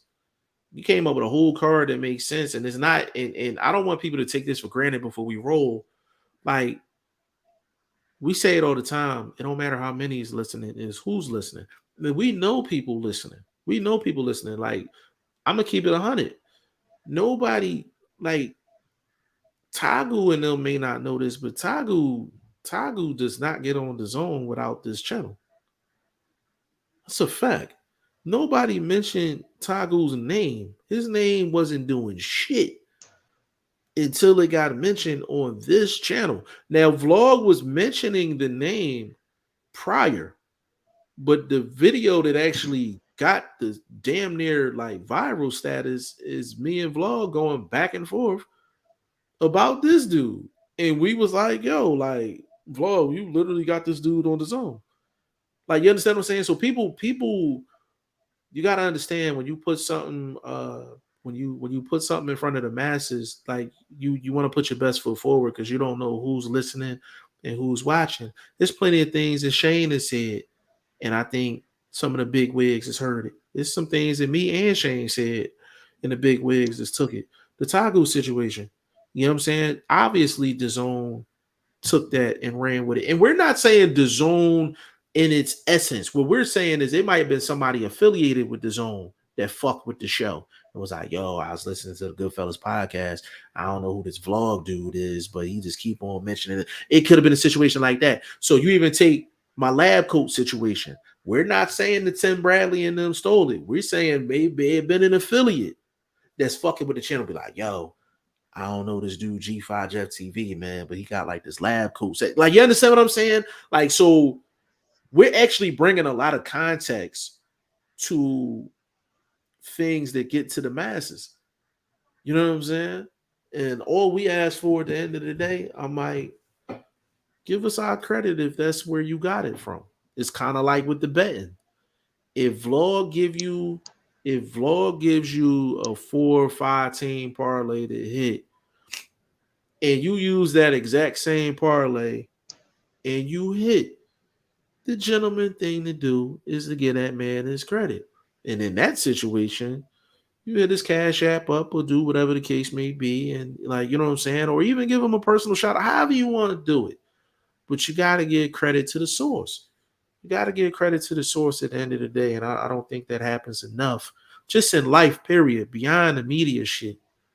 You know what I'm saying? If somebody giving you game and you benefit from the game, then you gotta credit the source, and that's just what it is, and that's what we do around here, man. But we gonna close this joint out, man. This was a throwback joint, 2 hours and 42 minutes strong, and again, we still ain't get the stuff. The stuff we still left out. So boxing is just always going to give you something to talk about. This was supposed to have been a film session day, and we literally got into something completely different, man. But that's just how I go. That's how I go. You know what I'm saying? But big shout out to my guy BoxingFirstVlog, man, holding it down with a player. Give me your social media, good brother. Bro, I'm on Twitter at BoxingVlog. Just BoxingVlog. I'm on Instagram, Boxing the #1 ST Vlog. I'm on YouTube. You see it, BoxingFirstVlog. The link right there. Follow your guy, man. I got the new posts popping up, episodes, whatever you want to call them. Like I said, I found my lane. I try to, stay out of, getting bumped on and things like that. Cause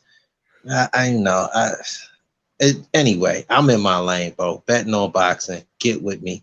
Giving out leans, picks, locks, all of that, man. Just the info, bro. Really doing the homework, really doing the due diligence. This ain't no just, oh, I like dude because he favorite. Yo, it's subtle things in boxing, which is tricky, and you got to really be on your toes with it. I'm going to just quick scenario. There's a fight over in Europe, Flatney and Henny. Nice little fight. 2 scrappers. Come forward guys. The guy I bet on was winning the fight. Because of their styles, it was a head class situation, and I gotta be honest. It was something I didn't peep. I should have peeped it, meaning I should have watched a little bit more film, do a little bit more due diligence while I'm building this betting on boxing episode situation on my channel. Obviously, I'm always doing work with the fellas, Goodfellas podcast, Good Game Chopping. You know, we over here chefing. So just tap in with us, man. We appreciate the support. No, facts, man, facts. Yo, find me all over the place, man. Facebook, Instagram, Twitter, G5JeffTV, website, G5JeffTV.com. Join the Boxing Prediction Fantasy League. Shane O'Mac, I need for you to update that thing, player. I know you're busy, but yes, sir. Please. We definitely need that updated for sure. But y'all can definitely go to the website, man.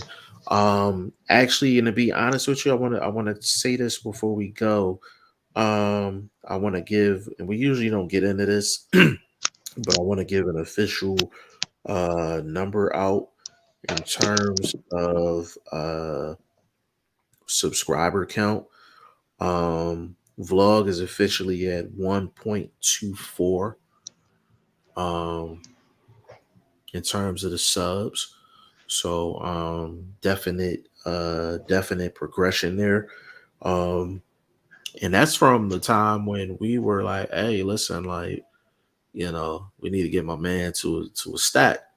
So he's at 1.24 right now, and everything is trending up. You know what I'm saying? And for me personally, I think I am at, if I'm not mistaken, I think I'm very close to 8,000 flat. But I'll get y'all an exact number in a second. And it just goes to show, like, it's consistent growth. We're not doing the viral thing and, you know what I'm saying, getting all our joints in one shot. So right now, 4 subs away from 8,000. So I need 4 people to go ahead and hit that subscribe button. Get us at an even 8K. Do us a solid, man. You know what helps the channel, though? Everybody that really are day ones, you know what I'm saying? Like our solid, our everyday guys, they know they are. Yo, man, just hit that share button for us, folks. You know what I mean? Put that on your other spots. You know what I mean? Yeah, that helps out a lot. You feel what I'm saying? Get your other folks involved in the conversation, because you know we chef, man. We over here saucing. You feel me? So it was a great day today, even without Shane. I think we held it down. Yeah, bro. it was a real good day, and the thing is, and it's just the thing people don't realize is, like, we get off of here because it's like we got regular shit to do. You know what I'm saying? But we got like 5-6 hours worth of smoke every day of the week. We just try to spread it out, and you know what I'm saying, not try to oversaturate at the end of the day. You know, but we need for y'all to hit that like button, hit that share button, and when it comes down to it, we'll come down to this podcast. We ain't even get to the Keyshawn film study. Like, we were supposed to play that whole fight. Bro, but that's why the card makes even more sense, because when we do his shit, and we should probably do that tomorrow to support. Yeah, I think we need to. I think we need to do that. I think we need to do that first thing. Like, yes, get right to it. Get right to it. Yeah, get right to it. And this is an early production meeting live. This is an early production meeting live. Yeah, tomorrow we're gonna definitely get into Keyshawn film study. And what about Nick Italia? Let's do Nick Italia too. If I can find the he on there.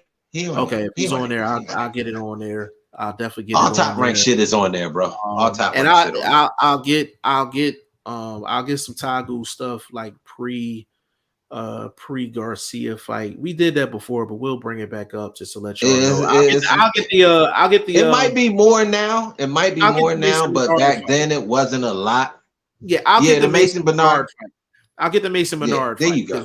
That makes most sense. So we're gonna do some film study tomorrow across the board, and then if boxing gives us something in regards to hot topics, we'll give you that. Big shout out to King's Promotions too. King's Promotions got a nice doing their card. thing. Yes, they do. They've been putting on some nice ones lately too. King's Promotions. Actually, anybody that gets in contact with is it Travis Kaufman? He runs King's Promotions, man. Let him know G5 Jeff TV and Boxing First Vlog want to actually get him on the show. Because you know what I want to ask them though, bro? I really want to ask them, why aren't their spreads, their lines, their odds for those fights that are very on paper crucial fights? Let's say you don't know the styles of these guys just because you haven't seen video yet, but you talking about 11-0 guy first fights in the 13-0 guy. That's intriguing. I personally, as a better and a influencer and a guy that's really getting into this handicapping, I need to know where I get them lines at, bro. So if y'all talk to him, ask him that right off top. Say, Vlog need to know where to get the lines at. This is crucial information. It will actually support the product. Yeah, I don't know if that's kind of an interesting question. I mean, Jeff, it's me, baby. Yeah, it's me, baby. I think, and the thing with Kaufman, I really, because Kaufman is a boxer too. But when you look at King's Promotions, you got Rais Salim, you got my boo Alicia Baumgartner, you know what I'm saying, and you got like Michael Coffey. They got guys that they've brought to the forefront, and King's Promotions just puts on good cards, period. You know what I'm saying? Like, so definitely big shout out to King's Promotions. And that lets you know, like, a smaller company can definitely get it popping. A smaller company can definitely get it popping, man. For all my smaller promotional guys out here, you don't have to be the Al Haymans of the world or the Bob Arrows to make it shake. And they definitely making it shake, man. So we're gonna come in tomorrow. We're gonna get right into the Keyshawn tape. We're gonna get into Nick Italia. Keyshawn, Nick Italia. That's the matchup. I think that's the gotta break them down. Yeah, and then we're gonna do the other one. Yeah. If we can sneak in a Tagu, let's do it. We should be able to, bro. It's Thursday. I'll be home by like 1:30. Yeah. I get off like 12:30. I'm off tomorrow, like, for sure. So I'll have the film and stuff ready. I just gotta find the Necatalia joint, and I gotta find the Mason Menard joint. If I find if it's on the tube, we good. Yeah, we on the tube, we good. Yeah. So we're gonna get a good film session in tomorrow. We're gonna get a good film session in tomorrow, and we're gonna go from there. So I'm like, if you it's gonna be no fluff tomorrow. Straight pen and pad, schoolwork, homework tomorrow, like, for sure. We've been putting it off the past 2 days, and they ain't been on purpose, but it's just been simply, when we chopping it up. Sometimes you just lose track of time, but it's definitely film day tomorrow. So get your film together. We'll cover some of the King's Promotions cards as well. Tomorrow's probably going to be a long one. It's probably going to be similar to today. Good at least solid 2 hours. But it's needed. At the end of the day. So on behalf of VP Shane, aka Ice Cool Shane, my man Boxing First Vlog, aka the General, aka Blunt, aka Blunt Bayless, aka Mr. 1K, your boy G5 Jeff TV, man. 1:32 tomorrow. Peace.